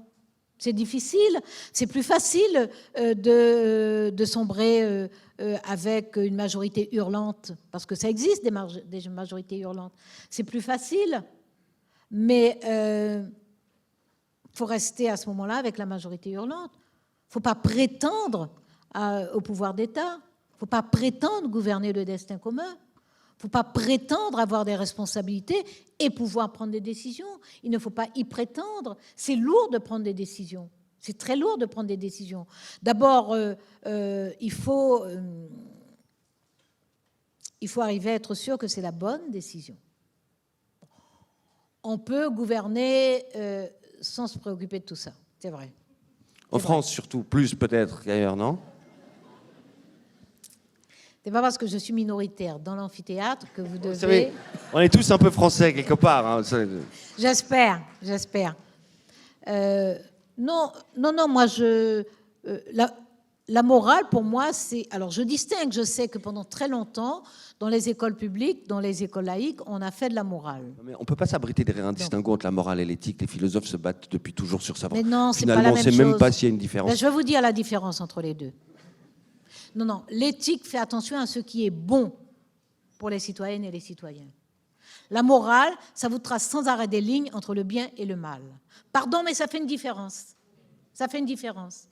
Donc, ça veut dire que moi, si je dirige des consciences de croyants, je vais dire ça c'est bien, ça c'est mal, parce que ça c'est péché, parce que ci, parce que ça. OK? Bon, il ne faut pas me demander des exemples pour illustrer, je ne dirige pas de conscience de croyants. Mais par contre, je mène des combats politiques et je dis que ce qui est important, c'est de savoir ce qui est bon pour les citoyennes et les citoyens. Et dans ce qui est bon pour les citoyennes et les citoyens, le guide, c'est nous faisons société à partir de quoi? Toutes les sociétés ne sont pas égalitaristes. Il y a des sociétés qui sont encore des sociétés de classe. Bon, les sociétés égalitaristes sont aussi de fait des sociétés de classe. Mais il y a des sociétés qui sont des sociétés de caste et qui se posent comme ça. Dans ces sociétés, évidemment, je ne vais pas débarquer en disant « je suis pour l'égalité ». Je peux le dire, mais ça n'aura pas d'effet. Hein, ça n'aura pas d'effet. Par contre, dans une société qui proclame qu'elle est pour l'égalité, je prends cette égalité en référence et je dis « voilà la règle qui est bonne ». Voilà la règle qui est bonne. Ce n'est pas « voilà ce qui est bien, ce qui est mal ». Voilà la règle qui est bonne pour donner corps et substance au principe d'égalité. Donc, ça n'est pas simple. Ça n'est pas simple. Est-ce que vous convenez que par les temps qui courent, il y a une certaine confusion dans le monde politique, où il peut y avoir une confusion dans le monde politique entre précisément ce qui relève du bon, pas bon, et ce qui relève du bien, pas bien? Autrement dit, et c'est le distinguo que vous faites, vous, clairement, pour ce qui concerne votre engagement, et bravo à vous, est-ce que vous avez l'impression qu'il est largement partagé, ou au contraire, est-ce qu'il n'est pas un tout petit peu attaqué de toutes parts, je dis bien de toutes parts? Mais ça, je ne crois pas que c'est toujours très partagé. Je ne pense pas que ce soit simple. Pourquoi les philosophes ont passé autant de temps à expliquer justement les nuances entre le bien, le mal, le bon, le juste? Pourquoi les philosophes et les juristes ont passé autant de temps à expliquer l'importance du droit, de la règle? Pourquoi on a autant d'écrits qui nous expliquent le sens du contrat social, même si dans certaines sociétés on ne l'a pas appelé contrat social? Pourquoi la pensée de Beccaria, par exemple, sur la définition d'un délit, l'importance de préciser ce qu'est un délit, parce que sinon on ne peut pas sanctionner quelqu'un si on n'a pas précisément indiqué ce qu'est le délit? Pourquoi les systèmes juridiques et judiciaires européens s'inspirent autant de cette exigence de précision? C'est parce que c'est la condition pour faire société. Et qui garantit que nous puissions faire société? C'est la puissance d'État.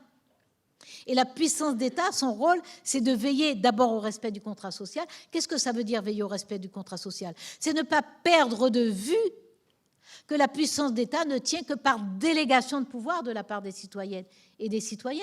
Si on exerce le pouvoir au niveau du gouvernement et qu'on garde ça à l'esprit, on est extrêmement attentif à faire ce qui est bon et juste. Je répète, pardon de vous exaspérer, mais le bien et le mal, c'est l'affaire des religions. Le bon et le juste, c'est l'affaire des gouvernements. Et donc, il s'agit de savoir si lorsque j'élabore une règle, ce que je vais faire va faire du bien, non pas que c'est bien, mais va faire du bien à la société. Et est-ce que c'est bon pour les citoyennes et les citoyens? Et donc la morale, on peut, je chipote en disant la morale, l'éthique, c'est pas la même chose, d'accord, mais je le fais parce que je suis dans un amphithéâtre universitaire, que je m'adresse à une assistance qui saisit ces nuances. Équilibre Beccaria. Équilibre Beccaria, c'est un tout petit livre, c'est important à lire. Bon. Non, mais tout notre droit, tout notre système système juridique et judiciaire émane de Beccaria. Il s'est étoffé, etc. Mais il émane de principes qui ont été posés par Beccaria. De principes. Bon. Et que vous insistez, que vous me contraignez à préciser les choses, ce qui est votre rôle. Je vous remercie. Ouf. Donc, non, mais ce que je veux dire, voilà, c'est pour ça, je passe pas mon temps à pourrir la vie de tout le monde en disant, écoutez, la morale, c'est pas l'éthique. Je passe pas mon temps à faire ça. C'est juste la mienne, en fait, que vous pourrissez ce soir. D'accord. On est quand même arrivé à la conclusion que c'était assez proche. Mais moi, ma vie politique, si je n'avais pas eu une éthique, si je ne me l'étais pas forgée, si je n'avais pas mise à l'épreuve, je n'aurais pas mené les combats politiques que j'ai menés. Je ne les aurais pas menés tels que je les ai menés et je n'aurais pas eu la conscience légère que j'ai aujourd'hui. Justement, Christiane Taubira, il y a beaucoup de choses. Je crois que vous voulez applaudir de nouveau, là. 5 minutes. Moi, je vous écouterai toute la soirée. J'ai encore 1 milliard de choses pour vous. On va encore prendre un petit peu de temps.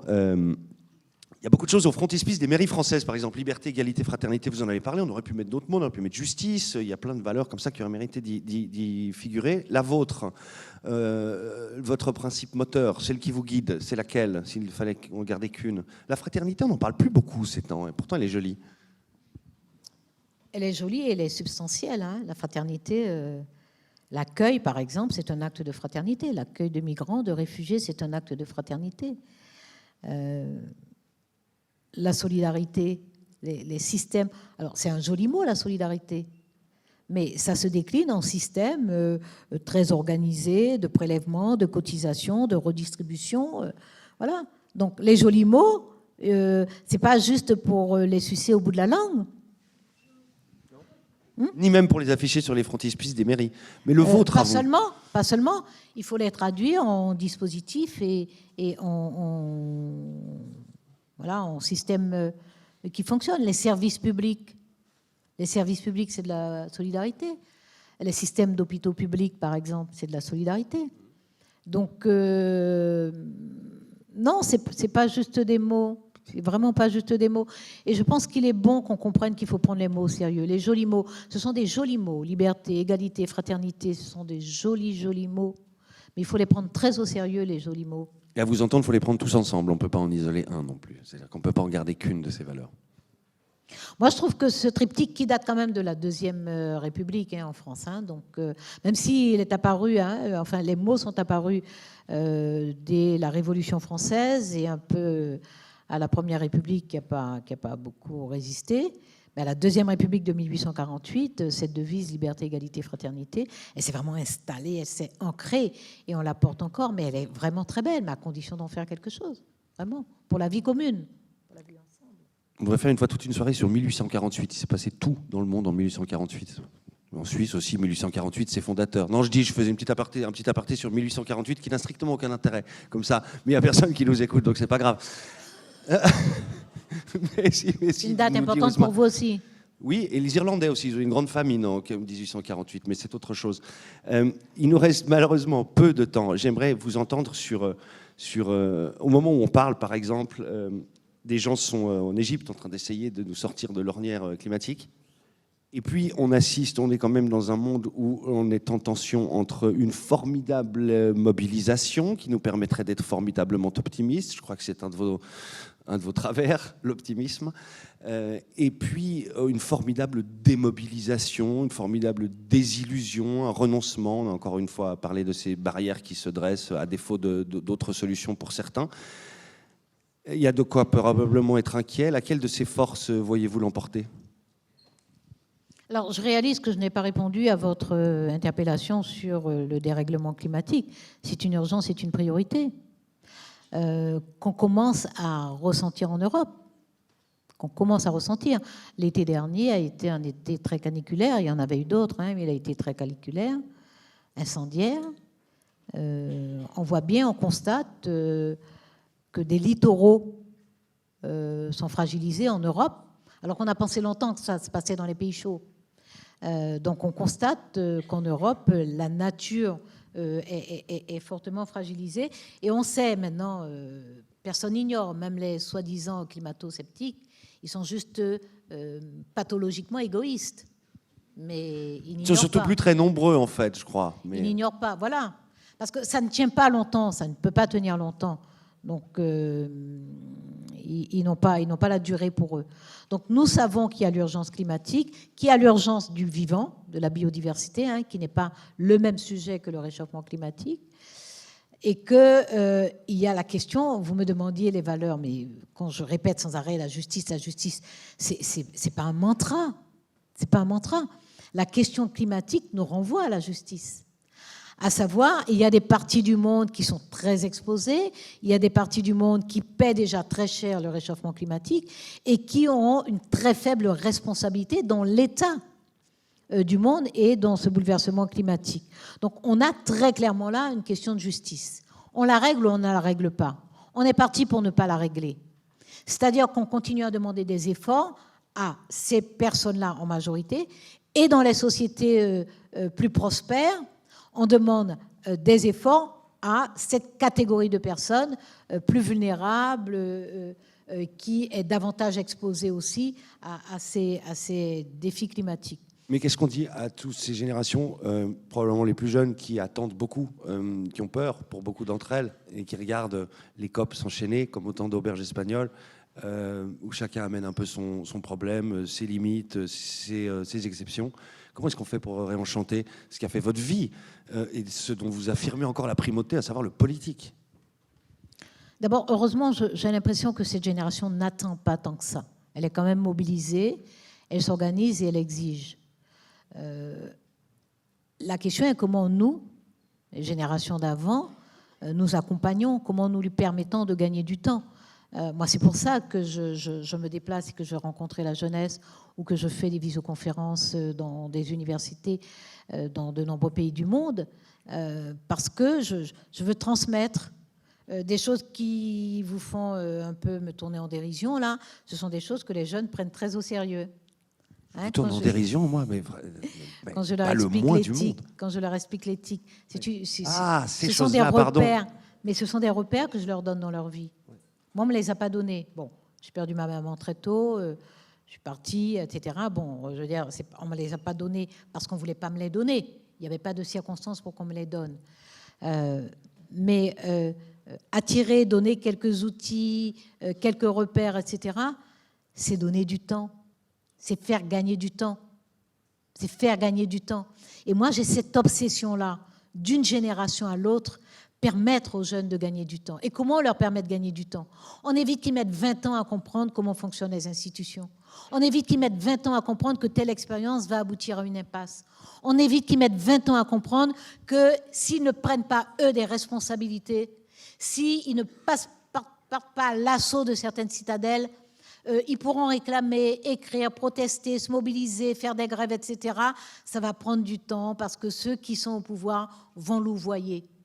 Donc, moi, c'est vraiment mon obsession, donner du temps, leur permettre de gagner du temps, gagner du temps.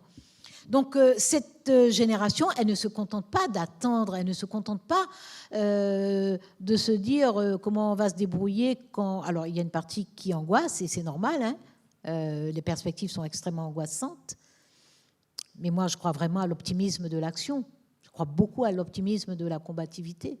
Donc la question est de voir comment on contraint les gouvernements, partout dans le monde, comment on contraint les gouvernements à se comporter en gouvernement responsable, à prendre les décisions qui conviennent, à poser les interdits qu'il faut, à accompagner les transformations, les profondes mutations de mode de vie, à assurer des mobilités. Là, on compose, on ne crée pas les conditions de mobilité dans certains territoires, donc on sait que les gens seront obligés de prendre leur voiture, mais les gens qui sont dans ces territoires, ce sont des gens qui n'ont guère de gros revenus, donc ce sont des gens qui ont des voitures qui polluent, ce sont des personnes qui vont travailler assez loin, donc ils sont obligés de prendre les voitures, mais on ne crée pas les conditions de mobilité, c'est-à-dire qu'on ne met pas de transport en commun. Et avec tout ça, qu'est-ce qu'on fait? Ben, évidemment, on ne peut pas renoncer aux énergies fossiles, puisqu'il y a toutes ces voitures-là qu'il faut alimenter. Donc, mais on se moque de nous. On se moque de nous. Il y a des politiques publiques à mettre en place de façon à ce que les personnes puissent, que les mobilités nécessaires soient assurées, qu'elles soient assurées, qu'on ait le courage de dire très clairement, on ne peut pas continuer à aller chercher du pétrole ni dans le ventre de la terre, ni dans le sous-sol des mers. On ne peut pas continuer à aller le chercher. On ne peut pas utiliser le gaz de schiste. On ne peut pas continuer à fracturer la roche. On ne peut pas continuer à démolir notre habitat. On ne peut pas continuer. Donc il faut le dire. Mais on continue, Christiane Taubira. Mais on continue. Donc il nous faut aider la nouvelle génération à faire en sorte que les gouvernements comprennent qu'il y a un danger à continuer. Parce que les gouvernements, ils regardent quoi? Qui vote? Bon, qui vote? Ce sont des personnes qui, parfois, ne comprennent pas ces sujets-là, ou ne s'intéressent pas à ce sujet-là, ou n'ont pas l'angoisse de l'avenir, parce que l'avenir, plus le temps avance, et c'est mon cas, plus le temps avance, plus l'avenir rétrécit. Bon, voilà, mais ce sont ces personnes-là qui votent plus que les jeunes. Bon, il faut que les jeunes arrivent à contrôler, avec notre aide, il faut qu'ils arrivent à contraindre les gouvernements à prendre des décisions, mais ce sont des urgences réelles. Et à vous entendre, ça passera encore par le politique. J'ai accaparé, je vous ai accaparé bien trop longtemps pour moi tout seul, Christiane Taubira. Je vous offre la salle, ou réciproquement, je ne sais pas, la salle. Je vous offre Christiane Taubira pour des questions, des remarques, des interrogations, des déclarations d'amour, des cris de désespoir, ou tout ce qui ressemble, de près ou de loin. Ah, je vois une main qui se lève. Alors, comment est-ce que je fais? Est-ce que je cours? Je peux faire ça. Je vais faire plein de sports. Il y a 2 micros. Magnifique. On se partage le travail. Regardez, il y a une main qui s'est levée ici, je crois. Il y a une autre qui s'est levée ici. On va noter les mains. Bonjour. Cher monsieur. Bonjour, je suis Édouard Chauvet, donc Shadok, qui a travaillé 38 ans dans l'hôtellerie suisse, surtout à Genève, éditions internationales. Attendez, j'aimerais une question très particulière. Vous avez parlé des universités. Qu'est-ce que vous pensez du Collège de Bruges, de l'ENA et du Collège européen, donc, qui est passé, je crois, à Strasbourg, au Luxembourg, et puis de Genève, pour l'avenir de nos jeunes qui travaillent énormément dans ces institutions internationales? Que pensez-vous de leur avenir? Non, vous voulez dire de l'avenir. Excusez-nous, je crois qu'on n'a pas bien compris la question. Que pensez-vous de de leur l'avenir du avenir, collège quelle de différence Bruges, de l'ENA ou Par des exemple, jeunes de de qui? l'ENA, du Collège européen de Bruges, donc qui est à Bruges, à côté de Bruxelles, qui a été ouvert par Winston Churchill. Et puis aussi, il y a, vous connaissez peut-être aussi Monsieur de Rougemont, qui est quand même enterré dans le cimetière des Rois à Genève. Et très peu de personnes ici à Genève connaissent le Collège de Bruges. Et je voulais savoir, ces unités d'élite de l'université au niveau mondial et international et européen, qu'est-ce que vous en pensez à l'heure actuelle pour continuer votre travail que vous avez fait, en fin de compte? Ouais, courage un petit peu. Alors, je suis pas sûr, à moins que Madame Taubira, vous ayez une réponse. Non, je crois pas. Je crois qu'on est un petit peu perdu en lost in translation, Je n'ai on pas dirait. d'avis judicieux là-dessus. Je veux dire que je ne peux pas porter un jugement sur un établissement, son mettre à plat, son fonctionnement, ses éventuels dysfonctionnements, etc. Donc, des collèges d'élite, pourquoi pas? La question est de savoir ce qu'on apprend, ce qu'on enseigne aux élites et ce que deviennent les élites. Ce que deviennent les élites. Si les élites sont au service de la société, si des personnes passent des années à étudier de façon plus pointue que d'autres et viennent mettre ce savoir, cette connaissance, cette capacité de raisonnement, cette capacité de transversalité interdisciplinaire, etc., au service du bien-être commun, bah, pourquoi pas les élites? Moi, je n'ai pas de problème anti-élite. Hein. Vous en êtes extrêmement bien sorti, Christiane Taubira.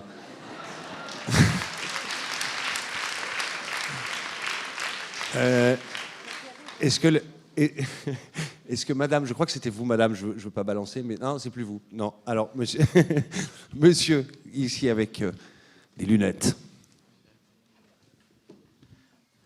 Bonjour madame Taubira, j'ai 2 questions à vous poser. Vous avez commencé la discussion en parlant de l'architecture de la politique de la Suisse. Et il y a quelque chose que vous avez dit que je m'étais beaucoup posé comme question, notamment qu'il y avait le débat sur le RIC pendant les Gilets jaunes. Ce qui concernait la démocratie directe, il y avait beaucoup de questions, j'avais l'impression, des extrêmes en France qui semblaient être pour, et la classe politique française qui semblait dire que si la démocratie directe venait arriver en France, telle qu'on a nous ici chez nous, il y aurait des choses comme la peine de mort qui reviendrait, des lois assez... Vous avez parlé des minarets, ce genre de loi également, et j'aimerais savoir si vous partagez cette opinion, pour la première question. Si je partage l'inquiétude? L'inquiétude, oui. Alors, sur le référendum d'initiative citoyenne, qui était porté effectivement par les Gilets jaunes, il a été repris par pratiquement tous les candidats, en tout cas les leaders de gauche. Mais là, il y a eu quand même un jeu de dupes, parce que en parole, verbalement, ils étaient tous pour le référendum d'initiative citoyenne. Certains l'ont même mis dans leur programme. Mais on voit bien avec un petit peu de recul, pas beaucoup, mais en tout cas depuis quelques mois, que les institutions, que l'Assemblée nationale a été renouvelée. On ne voit pas cette réforme institutionnelle brandie, réclamée, posée dans le débat et défendue. Bon. Mais déjà pendant la campagne présidentielle, on a vu la défiance, y compris de la part de ces candidats de gauche, la défiance vis-à-vis de la primaire populaire, qui était une forme de référendum d'initiative citoyenne. C'était complètement des citoyens qui ont mis en place un dispositif, un espace pour permettre que des candidates et candidats de gauche, s'ils voulaient s'unir, puissent le faire. Primaire donc, que vous avez gagnée, donc. Primaire que vous avez gagnée, donc. Primaire que j'ai gagnée, mais oui, il faut le répéter d'ailleurs, merci.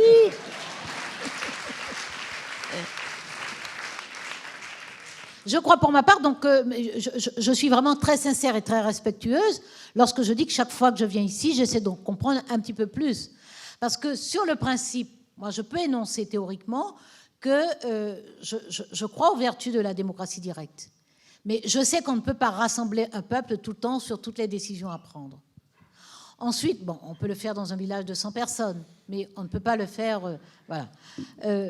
Pardon, mais on peut le faire dans un pays de 8 millions de pays. Donc, est-ce que la France a peur du peuple? C'est la question que vous pose monsieur. C'est ça, hein, pardon. C'était bien ça, ouais. Non, oui, non, mais non, moi, ce que je pense, je l'ai dit au début en toute honnêteté, j'ai dit que moi, je crois beaucoup à l'expression populaire. Je crois qu'il est vraiment important, mais je ne sacralise pas l'opinion populaire, elle est traversée aussi par des courants, elle est traversée par des tentations, l'opinion populaire. Moi, je reste assez attachée à la démocratie représentative, mais je crois qu'il y a longtemps que la démocratie représentative, notamment en France, aurait dû ouvrir des espaces de démocratie directe. Il y a des mairies qui ont su le faire. C'est possible de le faire au niveau des mairies. Il y a une partie du budget, par exemple, qui est déterminée, le contenu est défini par des citoyens qui participent au conseil, qui assistent au conseil. Donc voilà, moi je crois vraiment, je ne vais pas faire du populisme au sens, non pas au sens méprisant du terme, hein, mais au sens où on considère que toutes les réponses sont chez le peuple. Le peuple est traversé aussi par des tendances, par des tensions, par des tentations, il est traversé par ça aussi. Donc, je crois qu'on ne peut pas dire que la représentation, la démocratie représentative soit totalement satisfaisante, mais je ne vais pas céder à la démagogie de dire remplaçant la démocratie représentative par de la démocratie directe. Mais la France est très en retard en matière de démocratie directe. Il y a eu les tentatives du président, de l'actuel président, sous la précédente législature, mais lui-même en a eu peur, alors qu'il avait une chance extraordinaire. La Convention citoyenne pour le climat a fait un travail d'une qualité exceptionnelle, exceptionnelle. Il aurait pu s'en emparer, il a choisi de trahir, en faire l'engagement que lui-même avait pris. Donc moi, voilà, donc je respecte votre système. Je veux bien entendre que toutes les décisions populaires sont à applaudir. Moi, je peux l'entendre, hein, je ne vais pas le contester systématiquement. Non, moi, je suis plutôt encore pour une combinaison des deux. Hein. Merci. Je crois qu'on l'a un peu senti. J'ai juste une deuxième question très courte, plus une affirmation, pour rester dans le sujet, enfin une affirmation, un remerciement, mais pour le mariage pour tous. Je ne sais pas si vous avez vu, mais sur les réseaux sociaux, notamment sur TikTok, vous êtes devenu assez populaire avec vos envolées lyriques, pour lesquelles vous êtes connu à l'Assemblée. Je pense que ce que vous avez dit à l'Assemblée lors du débat, avec tout ce qui se passait avec la manif pour tous, a aidé beaucoup de monde, que ce soit les jeunes et moins jeunes, qui ont envoyé toute cette haine dans la rue. Et ma question, je voulais savoir, plus question d'ordre personnel, le gouvernement a fait bloc derrière vous à ce moment-là, mais est-ce que tout le monde était en accord avec la loi ? Parce que tout le monde faisait front commun, mais est-ce que c'était vraiment le cas ou pas ? Et encore, merci. En très peu de phrases, le gouvernement lui-même était traversé. Tous les ministres n'étaient pas convaincus qu'il fallait faire... Moi, ça ne me choque pas en soi. Hein. Le gouvernement était traversé. Le groupe socialiste était traversé aussi. Il a eu des moments de très forte tension, de très très forte tension, et notamment lorsqu'il a été question d'introduire la procréation médicalement assistée. Cette perspective a vraiment fait imploser le groupe socialiste à l'Assemblée nationale. Donc, moi, je ne m'attendais pas à ce qu'il y ait un bloc. Moi, je ne suis pas choquée par le fait qu'un sujet pareil fende en deux des groupes politiques. Je ne suis pas choquée par ça. Je dis qu'il faut faire l'effort d'expliquer de quoi il s'agit. Et la PMA, par exemple, le gouvernement, alors moi j'ai imposé, je suis garde des Sceaux, c'est effectivement le code civil, c'est mon affaire, j'ai dit je fais le mariage avec l'adoption. Et il est évident que si on m'avait dit on t'interdit de le faire, j'aurais cassé la baraque, sérieusement. Parce que j'ai travaillé sérieusement, parce que j'ai consulté des civilistes, des constitutionnels. Voilà, je travaille très sérieusement. Parce que les décisions que je prends, ce n'est pas sur ma vie, c'est sur la vie des autres. Donc je travaille très sérieusement. Donc quand j'ai dit non, je ne ferai pas de mariage au rabais et je mets l'adoption, bon, on m'a laissé tranquille. Mais j'ai vu... Alors la PMA, c'est pareil. La PMA, moi, c'est le code civil. Le code de la santé, c'est pas moi. Donc pour le code civil, j'étais prête à faire la PMA, sauf que je ne voulais pas non plus une PMA discriminatoire. Et ce n'est pas moi qui pouvais prendre la décision que la PMA soit remboursée par la sécurité sociale. Et moi, j'ai dit, je ne peux pas mettre dans la loi une disposition qui va installer une discrimination parmi les citoyennes et les citoyens. Et je n'ai pas réussi à obtenir de la ministre de la Santé à l'époque l'engagement de rendre... Alors par contre, j'ai obtenu du Premier ministre l'engagement de travailler au gouvernement pour aboutir à la PMA. Il a fait une déclaration solennelle à l'Assemblée nationale, au micro de l'Assemblée nationale, pour dire, nous étions en janvier, même pas au mois de mai, c'était à la fin de lecture, il a dit solennellement que ce serait traité au mois d'octobre de la même année. Ça a été fait 5 ans après. Merci beaucoup. Ouh, plein de mains. De moins en moins de temps et de plus en plus de mains, c'est un peu la règle. Madame, je regarde un micro qui est en train d'arriver. Voilà, vous êtes deux, vous le passez après.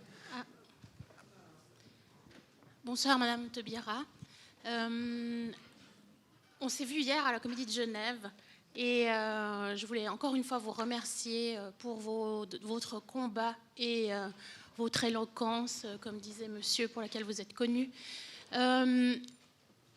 Comment dire, j'ai énormément de respect et de reconnaissance pour vous d'avoir étudié cette question du mariage pour tous, comme vous le dites, avec sérieux, et d'avoir, en votre âme et conscience, passé cette loi, car vous la considériez comme juste et bonne pour les citoyens. Comme vous le savez, ici en Suisse, nous avons la démocratie directe, et donc cette loi a été décidée par la population. Et que pensez-vous de ça, au fait que la population, qui parfois n'est pas concernée, prenne des décisions concernant la vie des autres? Personnellement, j'ai été extrêmement heureuse du résultat, mais au moment des votes, j'ai eu un tremblement.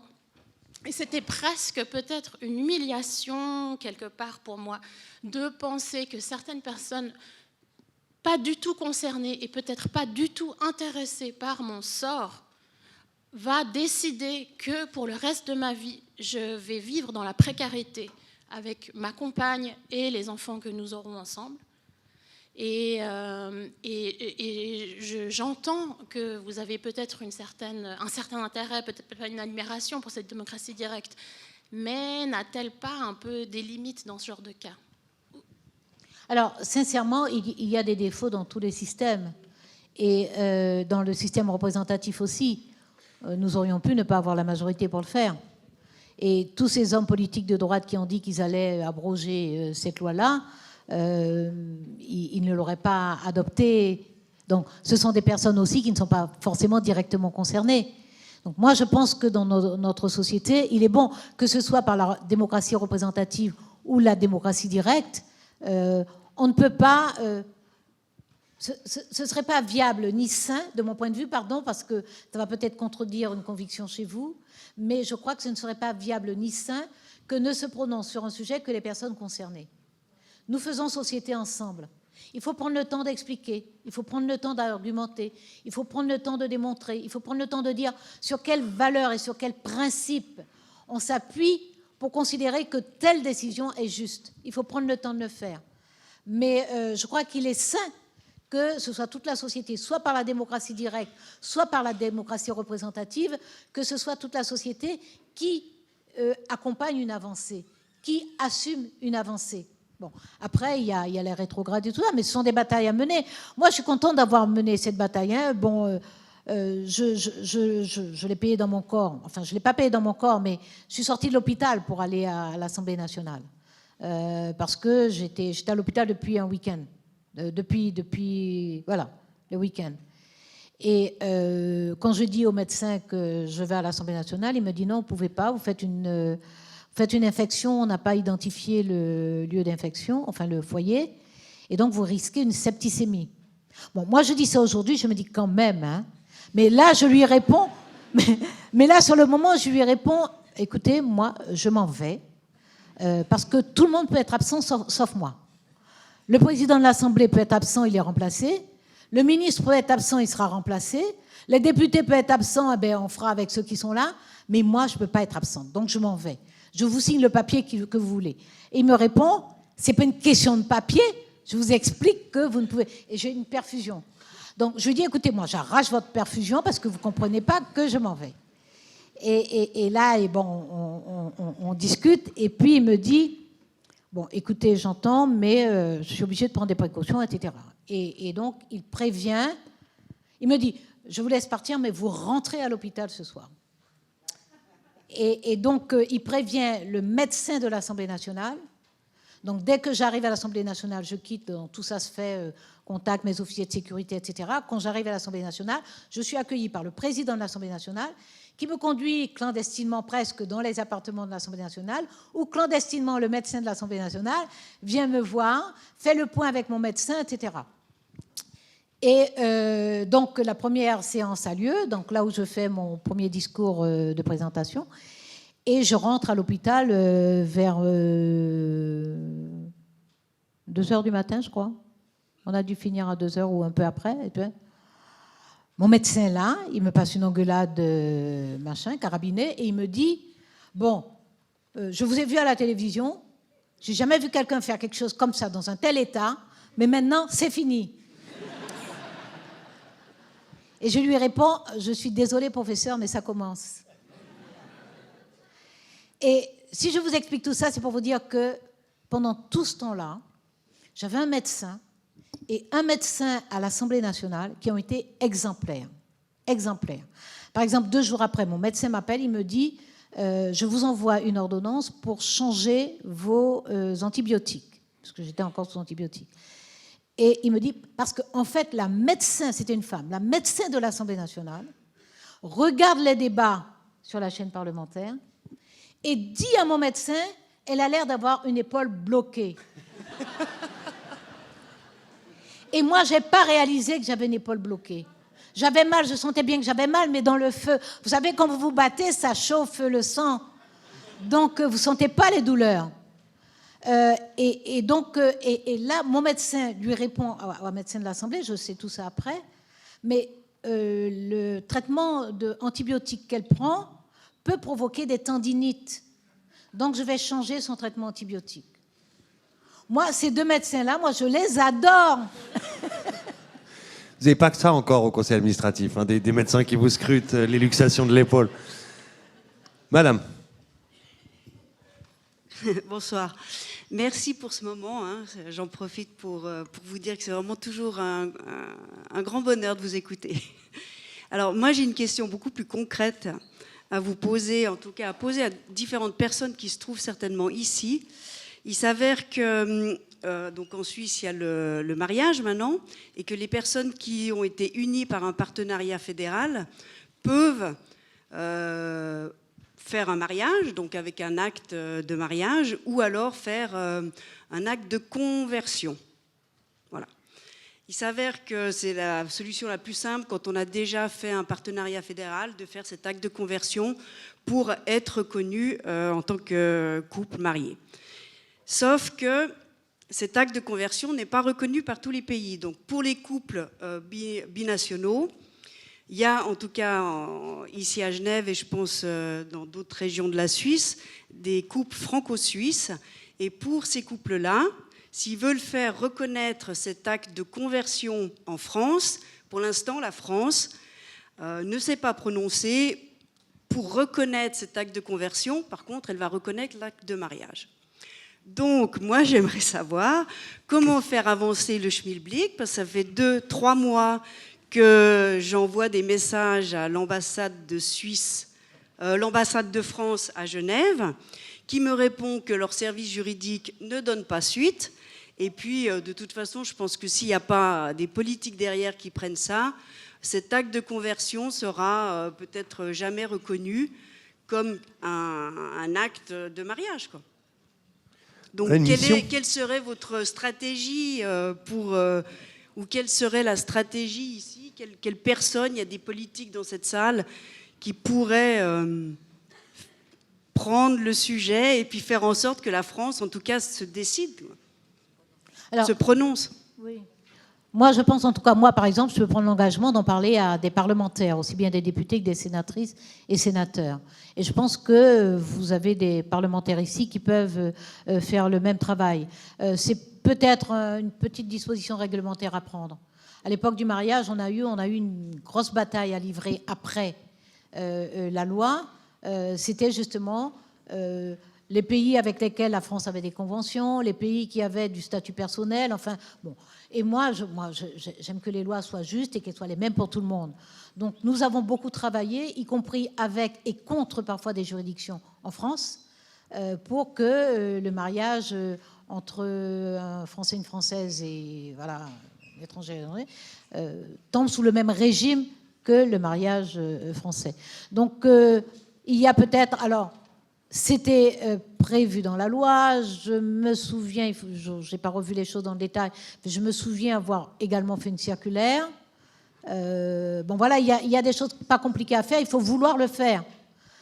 La Suisse, je ne pense pas, parce qu'à l'époque, ça se crispait. Certains disaient, ouais, mais il va y avoir des mariages de complaisance, etc., etc.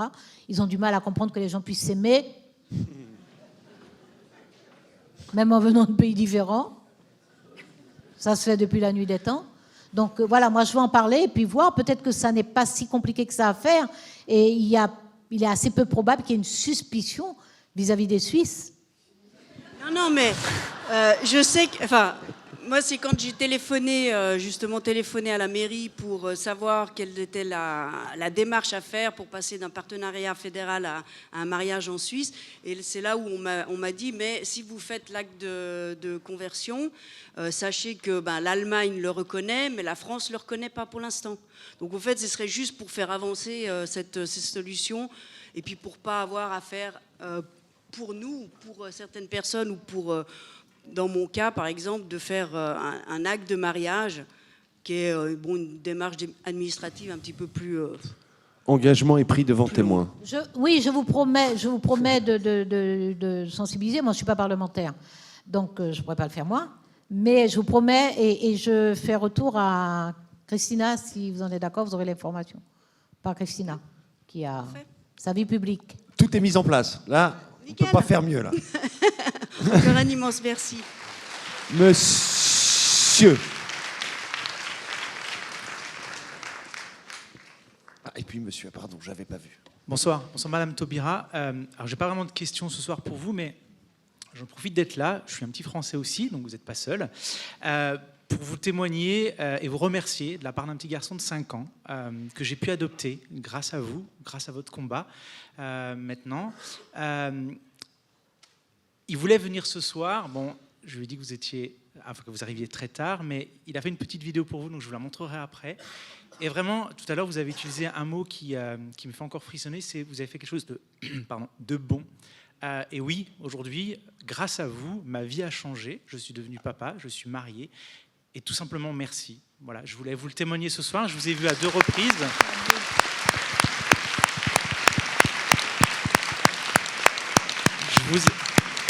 Je vous ai vu il y a quelque temps sur le plateau de la Croix-Rousse. C'était pas forcément le moment d'en parler, même si l'ambiance était là. Et voilà, je voulais quand même vous dire qu'en France, en tout cas, vous êtes comme ici quelqu'un d'incroyable. Et merci pour vos combats et continuez et ne nous lâchez pas. Merci. Merci pour votre confiance. C'est ça la politique, hein, ça change la vie des gens. Et voilà, c'est ce que j'allais dire. C'est vous qui faites vivre la loi. Parce que vous en emparez et vous la transformez en modification de votre vie. Je suis très, très contente. Rendez votre petit garçon heureux. Hein. Sinon, vous aurez affaire à moi. Mais vous n'avez pas besoin de moi pour le rendre heureux. On fera une vidéo dans l'autre sens, non, pour le petit garçon après. Bah ouais, non, quand même, qu'ils ne sont pas venus pour rien. Enfin, pas venus pour rien, justement. Monsieur. Bonsoir, madame. Merci d'être là. Le mariage pour tous est acquis en France depuis de nombreuses années. Il est acquis en Suisse depuis 1 année. Et parmi les gens qui se sont mariés, les homosexuels, il y en a qui sont des grands fans de foot. Il y en a qui sont des grands fans de football. De football, oui. Dans 10 jours commence une grande manifestation mondiale au Qatar, pays officiellement qui lutte et qui combat et qui emprisonne les couples homosexuels. Or, il est manifeste que de nombreux couples homosexuels vont aussi aller au Qatar. On attend des millions de gens. Statistiquement, il y en aura forcément. Si vous étiez encore ministre, garde des Sceaux, ministre de la Justice, que feriez-vous ? D'abord, il y a longtemps que j'aurais fait comprendre au Qatar qu'il y a plein de choses qui me dérangent chez lui, déjà. En amont, vraiment très en amont. Je ne peux pas faire de la politique fiction. Ce que je peux vous dire, c'est que le sujet que vous évoquez est un sujet extrêmement sérieux. Et je m'en suis préoccupée pendant les débats parlementaires. J'ai fait réviser tous les codes de sorte à voir ce qu'il fallait modifier dans les codes. Nous avons modifié pratiquement 13 codes, parce que je me suis posé la question du travail. Et donc nous avons modifié le code du travail, s'assurer que les droits seraient des personnes homosexuelles seraient respectés. Et que notamment en cas de mutation dans un pays, qu'une personne pourrait se prévaloir de sa condition de personne homosexuelle pour refuser une mutation où l'homosexualité est pénalisée, que ce soit par de la prison ou parfois c'est de la peine de mort. Il y a des pays où c'est la peine capitale. Donc nous avons modifié le code du travail. J'ai même modifié le code de la défense pour que les militaires aussi soient protégés. Donc je me suis posé la question de faire en sorte que vraiment la loi s'applique pleinement, dans toute sa plénitude. Simplement, je n'ai pu le faire qu'à partir de France, c'est-à-dire que je pouvais protéger les Français et les étrangers mariés à des Françaises ou des Français. Donc ces protections-là sont là. Je ne peux pas protéger les personnes dans les pays. Ça, c'est ma partie militante, ma solidarité, mes engagements, etc. Mais je ne peux pas. Donc je ne vais pas vous dire que si j'étais actuellement parlementaire, je pourrais faire plus. Mais par contre, très en amont, je trouve qu'on a été très complaisant avec le Qatar. Très, très complaisant. Et aujourd'hui, et ça dans des tas de domaines, pour les femmes, pour les personnes homosexuelles, pour les ouvriers qui ont travaillé sur les grosses infrastructures pour l'accueil de ce mondial. Voilà, on a été très, très complaisant. Et sur ces questions-là, je pense que la France aurait pu, avec beaucoup de panache, poser très clairement au Qatar la question de l'homosexualité. Il faut qu'on progresse. Moi, en quittant Genève, je vais partir le surlendemain à Berlin pour 6 jours de congrès de Ensemble contre la peine de mort, qui est une multinationale associative française. Là, on est dans la phase de la lutte pour l'abolition universelle de la peine de mort. Donc, ce sont des engagements qui comptent, c'est-à-dire permettre que sur les droits des personnes homosexuelles, contre la peine de mort, etc., contre les délits d'opinion, etc., la France peut faire des choses. ECPM, c'est une ONG française, mais qui rayonne à travers le monde. Ça fait 21 ans qu'elle est créée, ça fait 21 ans que j'y suis impliquée. À des degrés, il y a des moments où j'ai plus ou moins de temps. Mais on peut faire des choses, on peut faire des choses. Si on croit à des choses bonnes et justes pour les Françaises et Français, pour les Suisses, on doit considérer que c'est bon aussi pour les Qataris, femmes et hommes. On doit considérer... Et c'est ça la question. Lorsque je parle d'éthique, c'est l'éthique qui me permet d'avoir une vision ontologique du droit. C'est-à-dire que le droit, lorsqu'il est bon et juste, il doit être bon et juste partout. Partout. Je ne crois pas au fait, ouais, mais la culture, les traditions... Oui, la culture, les traditions. Et il faut les préserver, sinon on perd de la richesse. En termes d'imaginaire, en termes de créativité, on perd. Mais la culture et la tradition ne peuvent pas servir de prétexte pour réduire des droits. Ça ne peut pas servir de prétexte pour réduire des libertés. Et donc, quand on y croit ici, ça ne doit pas être seulement pour nos sociétés, ça doit être ontologique, ça doit être pour l'humanité. Voilà. Voilà pour les relativistes. Je pourrais vous demander ce que vous feriez si vous étiez émir au Qatar, mais j'ai un peu de la peine à me projeter. On va prendre une dernière question, je crois, malheureusement, ouais, toute dernière. Monsieur.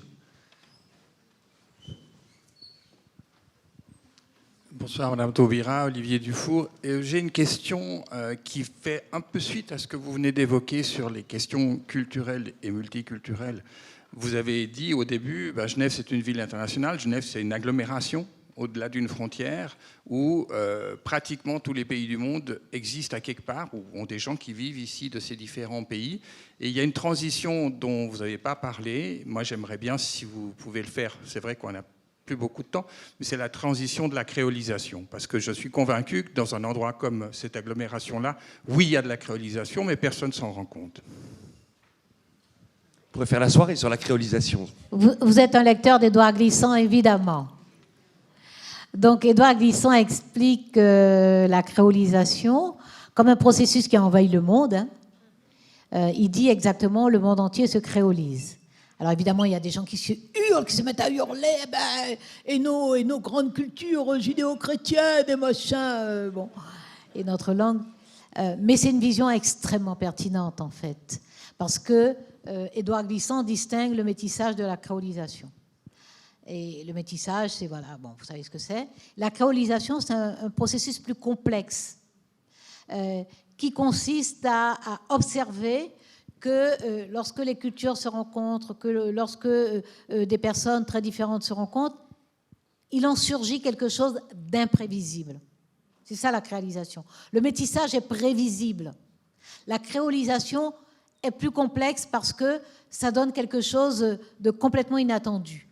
D'où vient le mot? Il vient donc de nos sociétés qui ont été obligées d'inventer des langues, des religions, toute une série de syncrétismes, de façons de vivre.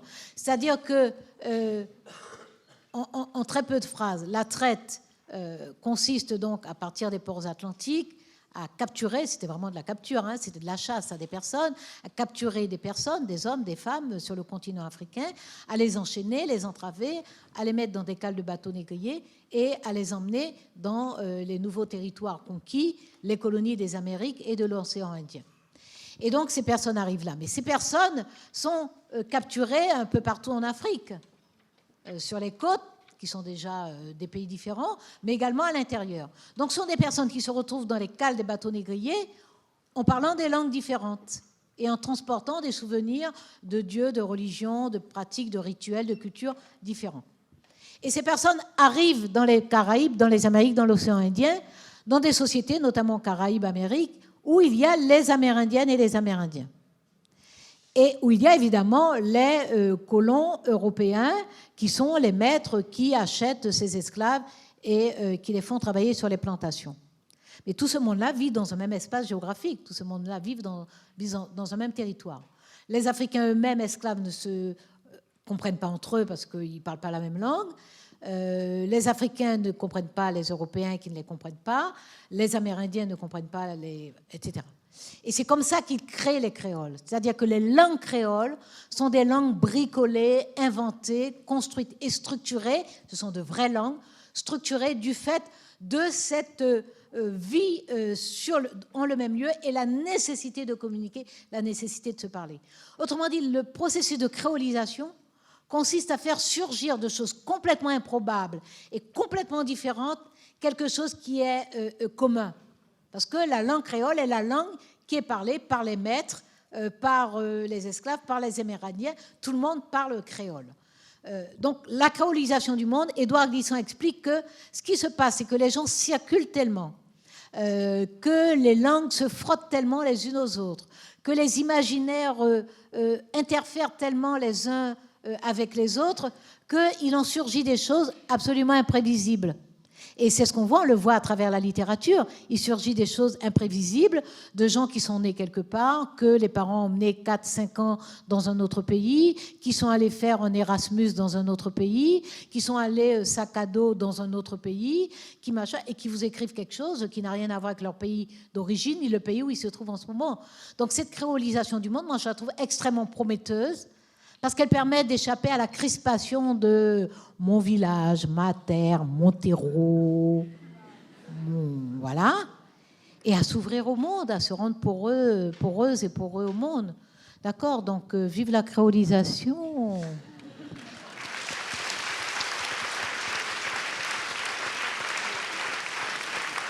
C'est un beau destin pour Genève, peut-être, la créolisation, n'est-ce pas, Christina Kitsos? Un beau destin pour Genève, la créolisation. Mesdames et messieurs, c'était Christiane Taubira que vous venez d'applaudir, que vous allez réapplaudir.